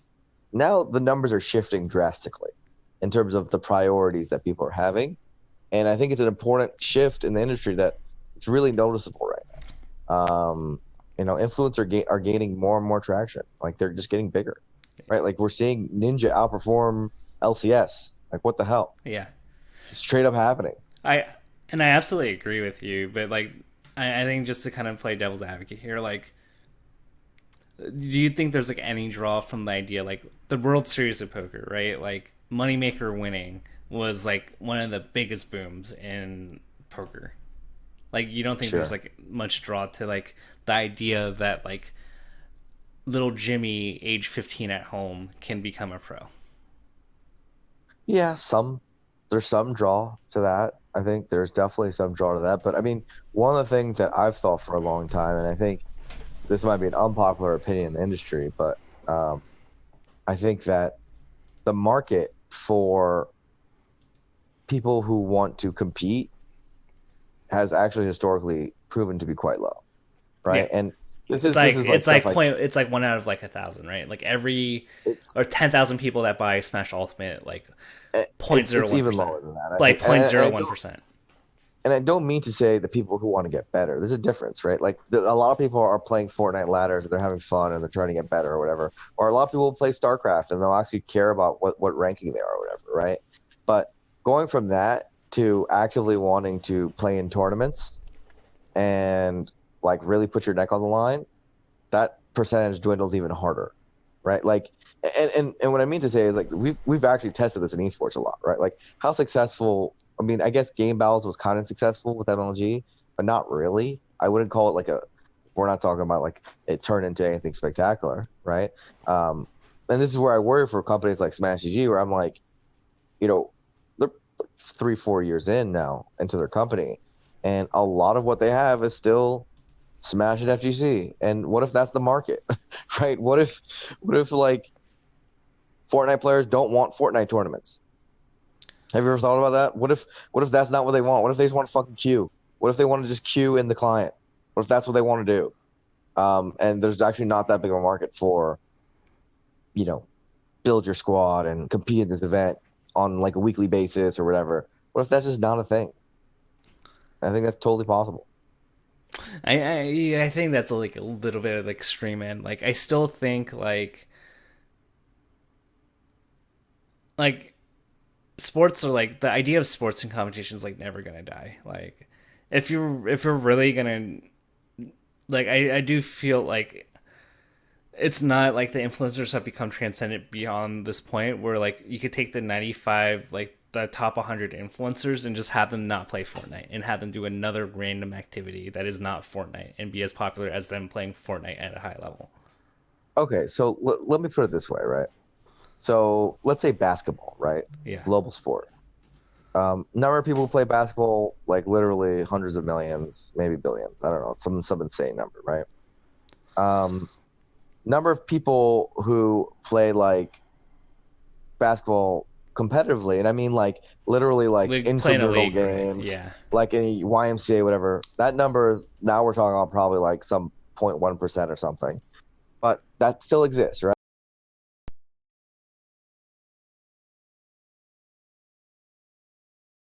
Professional or some form that now you're at like points of the percentage of the population, right?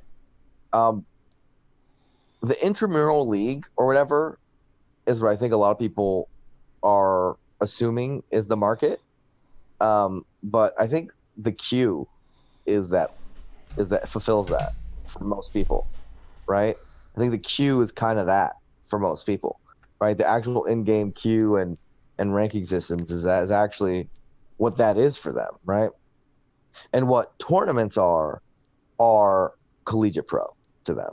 You know what I mean? Yeah. Um, and the market for, hey, do I want to play collegiate basketball or professional basketball, and who the people who actually want to do that, it's a pretty freaking small market. I think that's fair. And keep in mind, esports, every esport is colossally smaller than basketball. So all of these numbers get smaller and smaller. Is Like if Fortnite? you take I mean, to be like perfectly honest here, but like, how much smaller is Fortnite than basketball? Like, how many kids a are playing lot, Tafo, basketball, and come how many? on, Tafo. Okay, how about in the U.S.? How many high schoolers are playing Fortnite versus how many kids are playing basketball? You know, in those high schools, there's actual basketball gyms.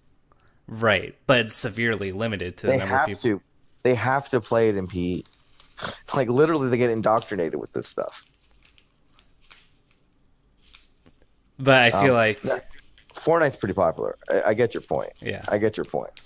Um, but the greater point is that Um, like we don't know, the lasting power of that. And I think most people when they view games, they don't they don't necessarily see the lasting power, right? Like a game is something they play and maybe they move on to the next game, right? Like with basketball, I think automatically from playing it once, you're kind of that you'll probably play it again more times in your life, right? And I don't know if that's the with case. are you sure? Like You, when you play basketball, like let's say you're just learning it, right? Like I don't think you're under the impression that you won't ever play it again. And um, with games, that's not necessarily true either. But I'm saying there's people who play games who don't think that they'll play that same game again in 10 years, I feel in like 5 years. I feel like you're biased because you and I both love basketball. There are many people You that will do. dribble a ball once and never play it again because they are incredibly awkward at even dribbling a ball. Yeah, you're right too. That's true. And also, there's the physical limitations. There's a lot of things holding traditional sports back. So, look, you're right on some of this stuff for sure. I guess I'm trying to point a few holes in it, Yeah, and it yeah, makes me think like, you know, where are the weaknesses in this whole esports idea to begin with? Because they're important questions. Um, but I do think that generally the competitive market of people who want to do tournaments is generally pretty small. yeah. I mean, I think Um, that's fair. I do. and most of it is in Smash and FGC, right? Like the other games aren't fully in open tournaments. I do think that even though like Fortnite is like a very influencer driven market, like I'm absolutely like I don't think anyone denies that. I do think there is something to be said that people do watch to see that their favorite influencer is better than the other one, which is why the Team Liquid boys are doing a lot better than Myth right now. And Myth was killing it as an influencer a year ago. I think he was like at like 30K like average viewers, and now he's shrunk to 3K because people realize he's not good at the game. Yeah, yeah. So it matters, right? Like I do think that perception is a good thing. It's not the main thing, but it does play a decent sized role, especially for the influencers. Yeah, for sure. It totally does. It totally does. But when you're talking about a top-down vision for how you want to grow something, you're not thinking about, hey, how do I grow myth? You're thinking about, hey, what do I generally do to make that whole pie bigger, right? And I think the way to do it for their game has been influencer focused, right? Primarily, not pros focused. Now, they could shift that entire strategy, but I have no idea why they would, because frankly, they got an awesome thing going, right? Like they got the best thing of all time going. In fact, I mean, I think and I think there's a lot to learn from it. they're killing it. Like it's insane. Right. Yeah, yeah, exactly. And I think there's a lot to learn from it. Like, what can we learn from it? That's the thing. We're never going to replicate it, but just on a small time basis, like who can we on an influencer basis ring in to play Ultimate on release, right? What can we do to like Tekken have someone like Dyrus playing our game? Like Tekken's a hard ass game. Melee is too, but like it's possible. They're like we have what's the Hearthstone streamer? He's playing Tekken now too. This guy's toast or No. Forsen. Forsen's playing Tekken now too. Like literally, I'm like these are Tekken's a hard game. Like its command list is very extensive, and they did that. I mean, why couldn't they do Smash? They could. So I don't know.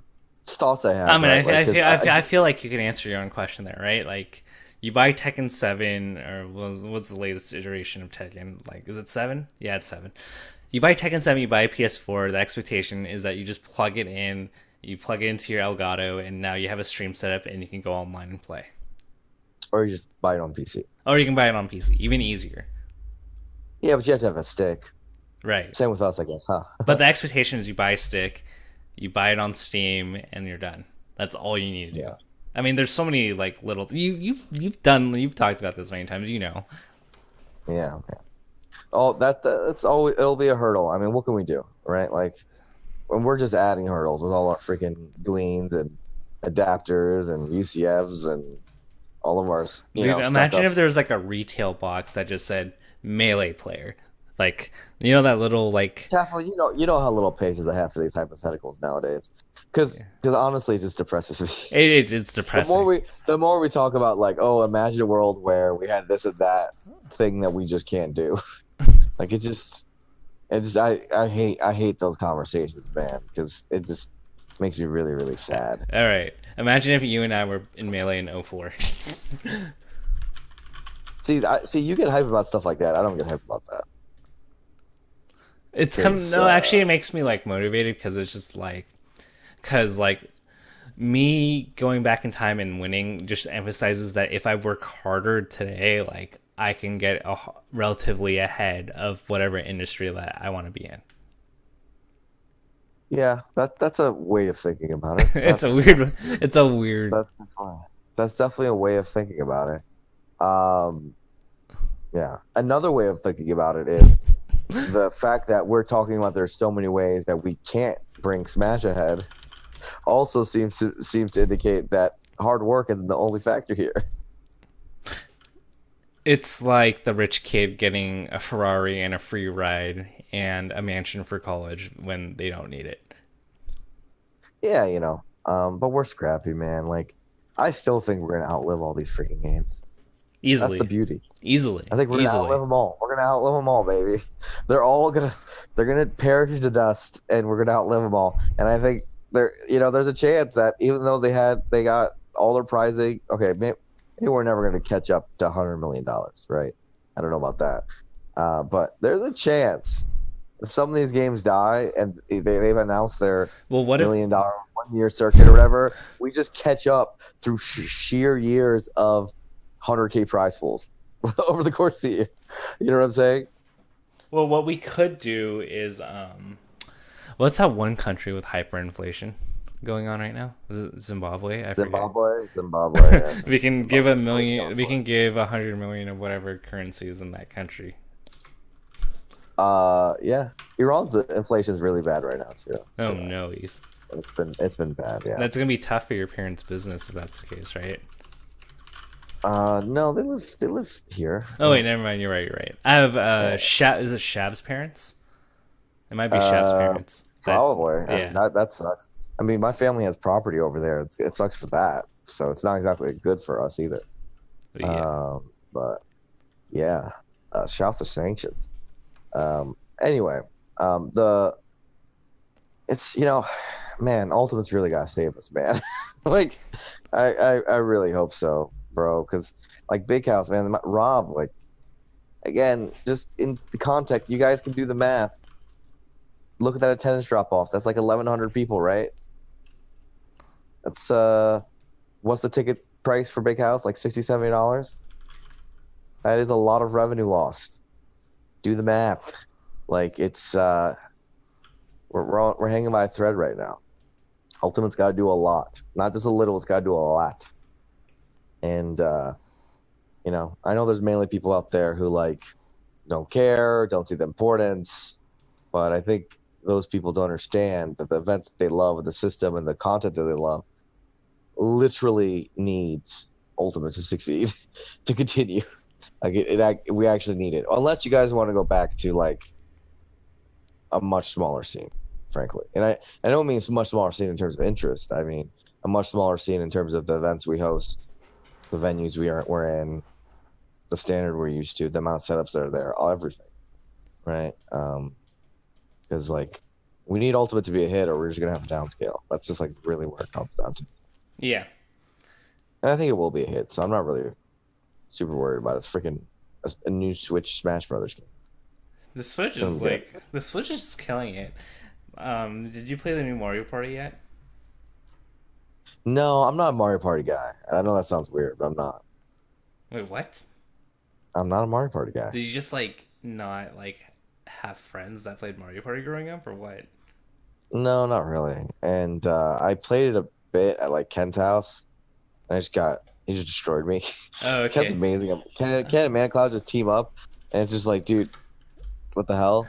So And so I mean, I haven't had those amazing fun Mario Party experiences that I don't think other people have. So yeah, like, cause like you have to play with like a group of friends like on an even foot. Like, I guess that's like kind of like the difficult part about melee. It's that like you're not playing like you kind of need that funnel like and like you probably played with a few people roughly your skill level. You got a little better, and then that in turn got them a little bit better. But like having a big skill gap on your first time is probably not a fun experience. Yeah, absolutely. Um, that's why the queuing and all that is so important, right? Um, so yeah, man. I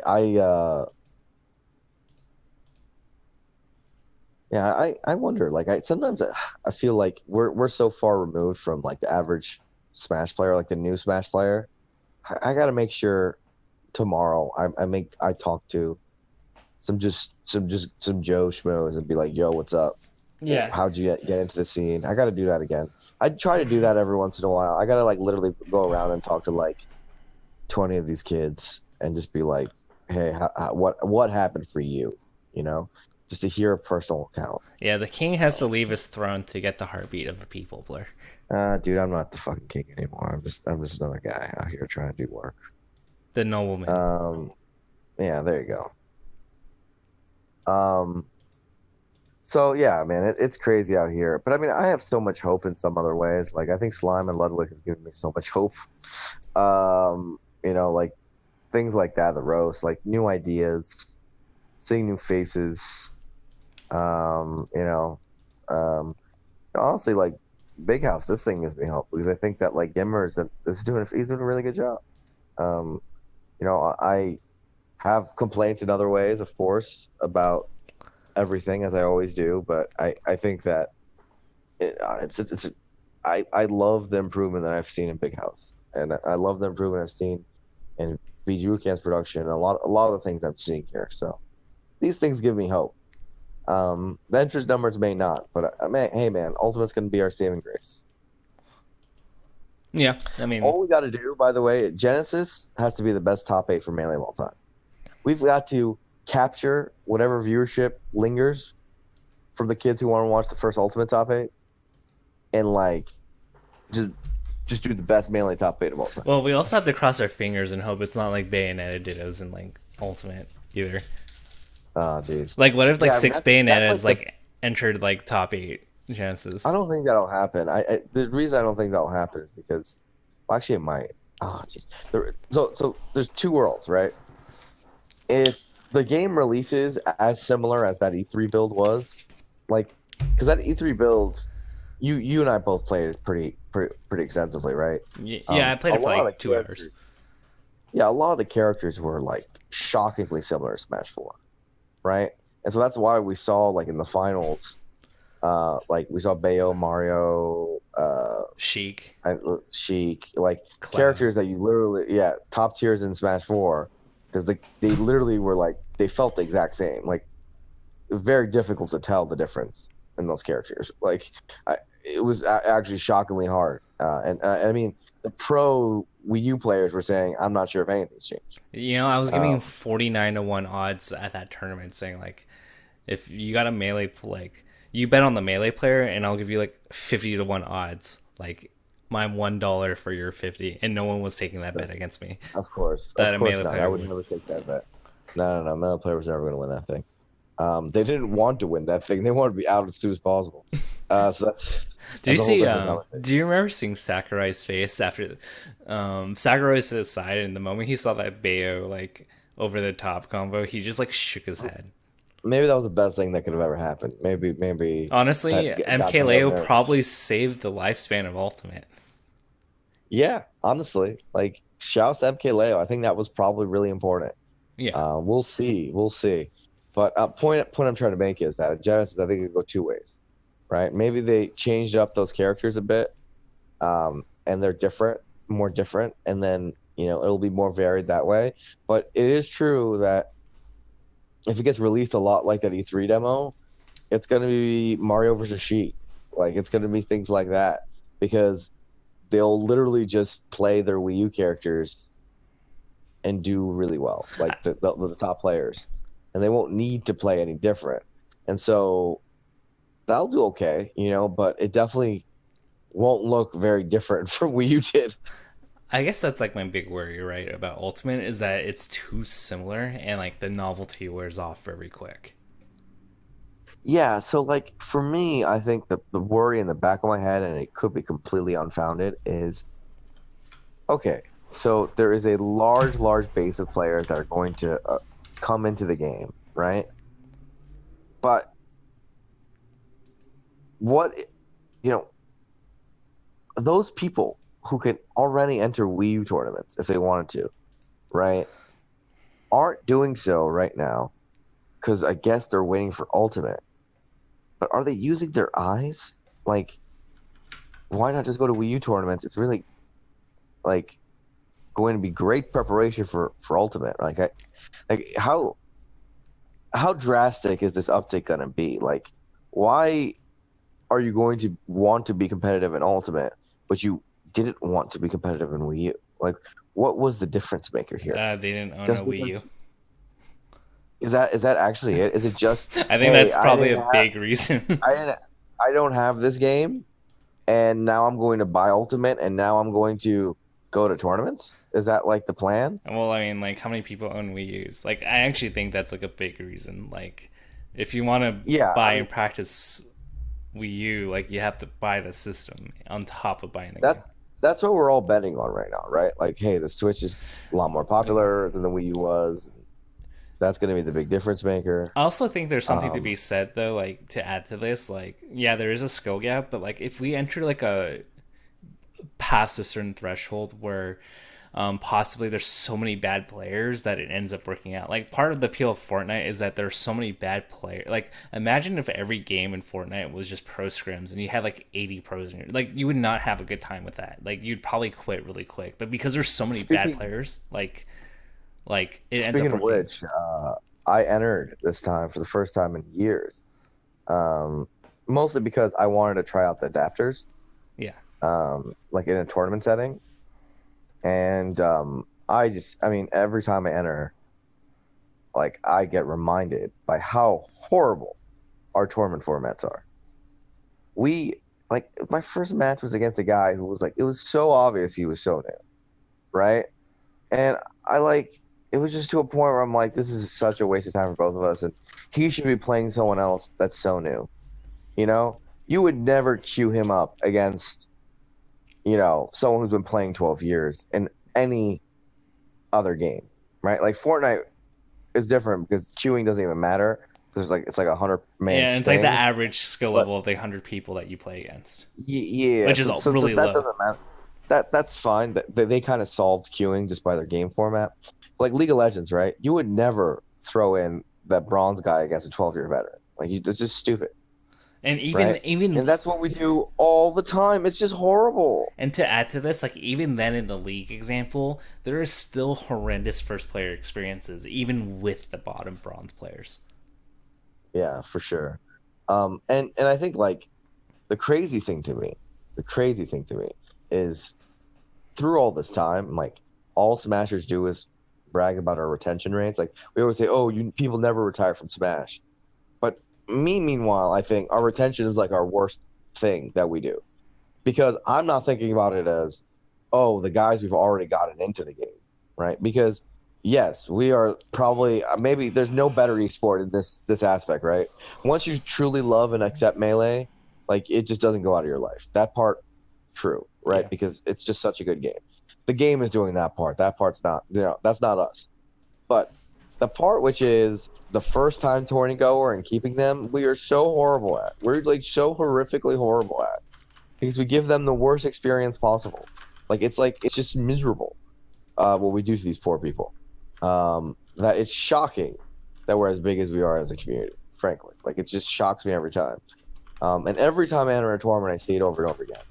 I'm like, we got freaking Armada over here. Well, not, in this case, not an Armada, but we got Hungrybox over here against the dude who probably picked up the controller like a week ago. That's the fucking system right now. It just doesn't make any sense. Literally, it's not good for anybody. It's mostly bad for the dude that just picked up the controller. And by the way, then we'll also put that match on stream just to humiliate them. Like, what is going on here? Like, what is this tactic is terrible. In a very similar fashion, by the way, I think if the scene is downscaling some, people need to bring back round robin pools, Tafo. Well, I'm like the wrong person to like ask Why? because I don't run tournaments. I know, but I mean, people don't like to hear it. But if local numbers go down, there comes a point. It's a very exact science where you should do round robin, right? Like if your locals are at a certain size, like if you're a weekend local and you're at like 60 entrants, 70 entrants, and you're not doing round robin, you're fucking up. Straight up. I don't care what your top players say. I know they want to get out of there as soon as possible, but give people matches. And if you don't want to do round robin, do some ladder system. There's other ways, but you need to give people more matches. Like you need to give them a better experience. Um, it's less true when there's more people. Because when there's more people, you just don't have time, and it becomes way too arduous. But hey, if your local is getting to the point where it's getting smaller, grow it back up with systems that have more matches. That's just the bottom line. It works. Yeah, that's. I mean, I think that's like totally. I mean, it makes sense, right? I think like the. I think that my biggest fear personally is like what if like you do everything in your power like and you keep innovating, but like the growth just gets smaller, like you continue to shrink despite Well, doing everything. Tafo, this is this. I mean, here's the thing though. I hate fatalistic mentalities in general. Um, I think they're really counterproductive.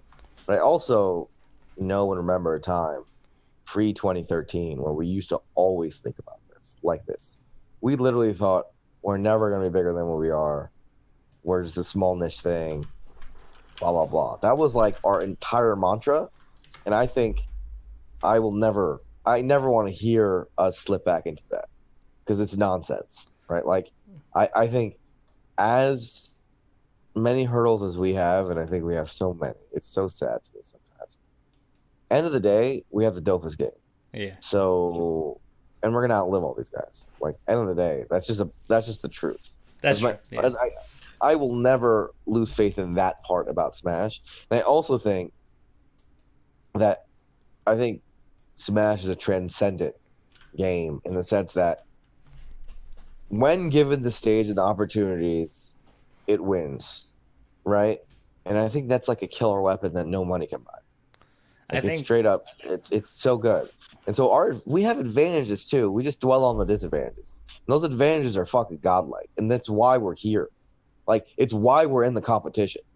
It's why we're tussling with beasts and millions of dollars with like nothing. It's because our game's godlike and our people are godlike. yeah. I mean, you're not wrong.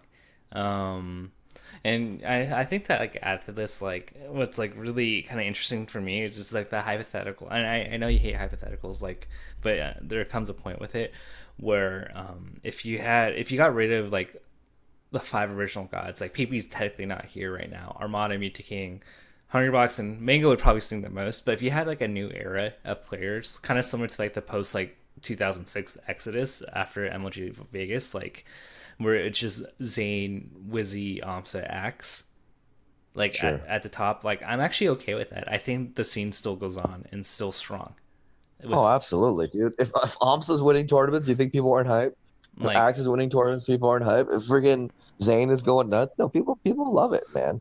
like Absolutely, so I think it's like absolutely. really cool that we've gone to that point where like if all five gods left the and you had like Plup and Leffen too, like who are not technically Yeah, original, yeah. and like I you mean, got rid of them, like it would suck, obviously, you get rid of them, but more likely than not, I mean, some those guys at this point are so intrinsic to the scene that they wouldn't really leave. They would like become commentators or something, you know. the, But nonetheless, I think yeah, absolutely. Like, yes, we might go up and down in size. Yes, we might, get pushed around and have, companies like ESA do completely incompetent things.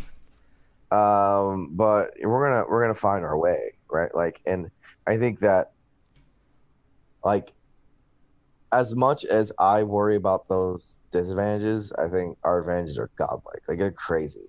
Like I mean, Atriarch made this tweet that like every other esport wishes they had an event like the roast. Like they don't have the personalities. They straight up don't. They don't have the personalities. They don't have the gumption. They don't like literally that. If an esports manager at those companies proposed that idea, it would get shut down so fast. Like it's not even a question, right? Like, what do you think? Hearthstone could do that? You think you think that like uh like Fortnite could, maybe Fortnite could, just because they're not regulated really. But do I you think would League of say Legends it's could do only that? Like, Fortnite and like FGC. yeah, just because Fortnite's not regulated at this point. Yeah. Maybe Dota and could do it because they're kind of grassrootsy, but not. You know what I mean? Um, Yeah, I can but see Dota. yes, Dota could ish, but probably not. I don't think they have the personalities for it, right? Um, but regardless, like it's a pretty limited scope. Um, and people, we're the only ones who can really do stuff like that. And we have so many unique event types. We've tried like everything, right? We've done some crazy stuff in our time, if you actually think about it, right? We've done like charity events. We've done, this, you know, like invitationals, open tournaments, like everything. Maiden's been played in so many different ways at this point, in stadiums, like every different type of event and flavor, in a water park. Like we've done it all. The only thing we haven't done is put Melee in space, which is something I always wanted. Sorry, man. Yeah. So no, I think at the end of the day, like I'm hoping those advantages bear out. It's hard. It's really hard. But it's what we got, right? What we got is our awesome people and our awesome game. And that's like what we got to rely on. Um, I was like thinking. I am like at that point where I'm like starting to doze off. Yeah, for sure. It's late, right? Um, yeah, I mean, I think that's important to realize. Like, and like, I hope it, like, even if like we kind of get to that phase of our lives where we have kids and stuff, and like we're not able to be as involved, like I don't think I'm ever gonna regret my time with like melee. Like I think like all the time and all the effort that we put in collectively, like to like this like beautiful community, like I have like no regrets. Oh, I mean, that's that's no question. Um, I will that's, I mean, it's been the greatest journey. That's for sure. But I will say I will be extremely salty if we get beat up by these joke games. Oh, I mean, You know, absolutely. We're I'll be not. extremely salty if this is the best that we ever become.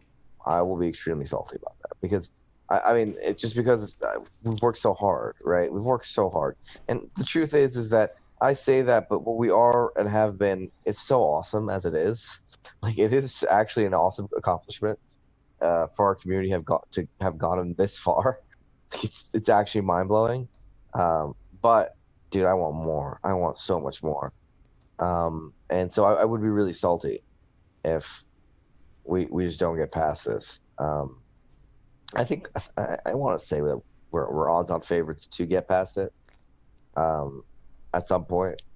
Um, but yeah, yeah, for sure. Either way, like Smash has been totally worth it.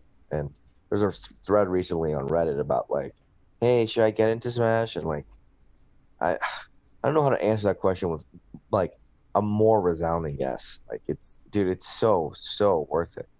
It's so sick. And I don't just mean just playing the game, like the community, the interactions, and like the whole thing. Like,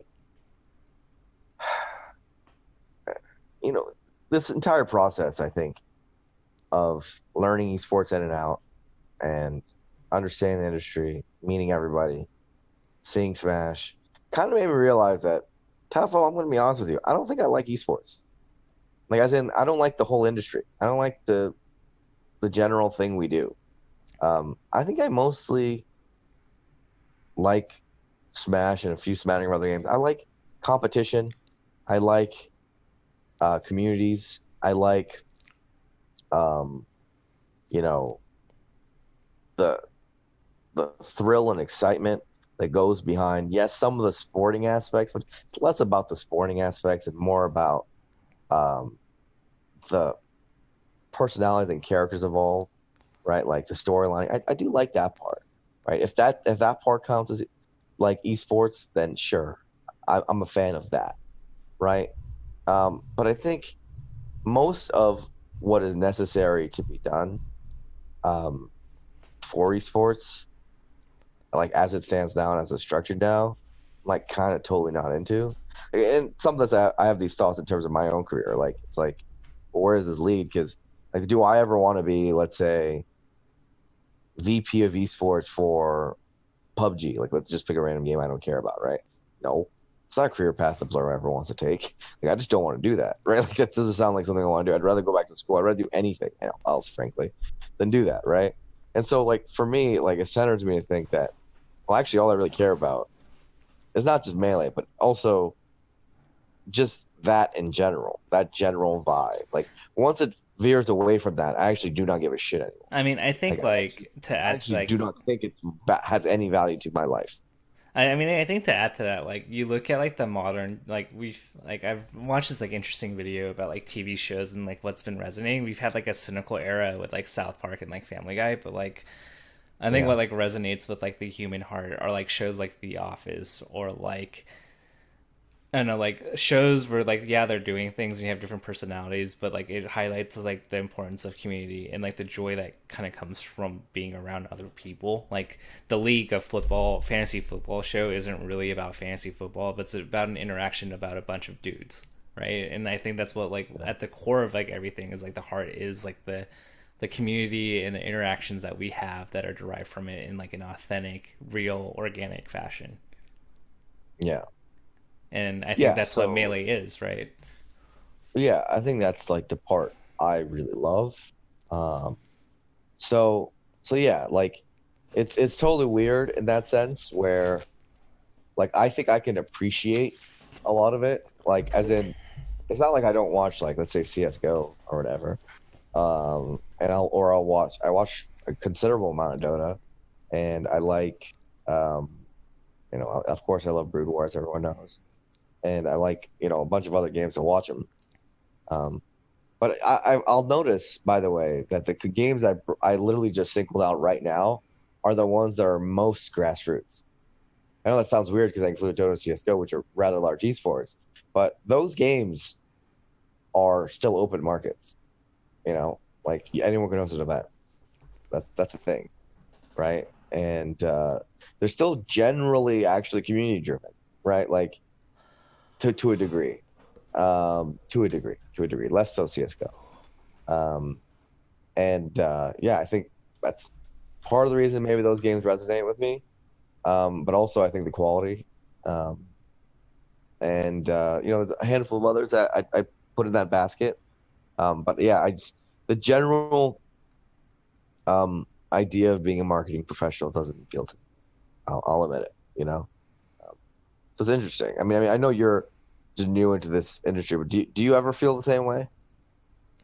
I mean, I think it's like in an ideal scenario, like everything would be grassroots. But then like you kind of look at the other reality, like you look at tiers that aren't getting paid, like Gimmer, like and like it's kind of like a necessary evil that like I've learned like in my head right now. Maybe like this changes in like a year or two, like that I've said like it's like a necessary evil for this to be sustainable. Be- Yeah, no, I mean, I guess what I don't mean is everything needs to be grassroots. I think what I mean is everything needs to be community and competition first for me to care. right. You know what I mean? Like when people start sacrificing competitive integrity shamelessly, like I just don't care anymore. And similarly, when people like uh, sacrifice community and don't put that first, once again I tune out. Right? So I'm just like, this is what I care about. This is genuinely extraordinarily important to me. Um, and when that's not your priority and something else is, then what you're doing and building is just not cool to me at all. And I don't care. And I don't want to be part of it. You know what I mean? Yeah. Uh, so so yeah, that's kind of what I'm trying to say. Yeah, I mean, I think that makes sense. Yeah. Anyway, I mean that. By the way, this is coming from no place of jadedness because I still work at Smash Brothers, so I'm getting that sort of fulfillment completely. I just mean it's as a general statement of the industry. So very happy I chose Smash Brothers instead of something else. I'm glad you are too, or else I would have never met you. Facts. Facts. Already, it's like 3 on my end, and it's 6 on your end. It's kind of cool to do like an impromptu episode. Like, I think for a while I was just like, if I stream, I have to do this right, and I have to do that right. And granted, there is an art to like making better production. If you notice, I got a new mic. It hopefully sounds Oh, nicer. Um, yeah. I mean, I'm on my phone for this one. We literally I just called you up and and we I was just did just, it. and yeah, I was just like, you know what? Like, I should just stream. I should just make it easy on myself, and then we slowly like improve on it. So I just did Puzzle Fighter this week. I had a good time, and it's been developing, and Yeah. I'm in the content groove again. So yeah, thanks Well, that's for good. coming on like on super random late notice, and try to get some sleep and kick ass on the weekend stream. Yeah, man. I'm looking forward to it. Thanks for having me on. All right, later, dude.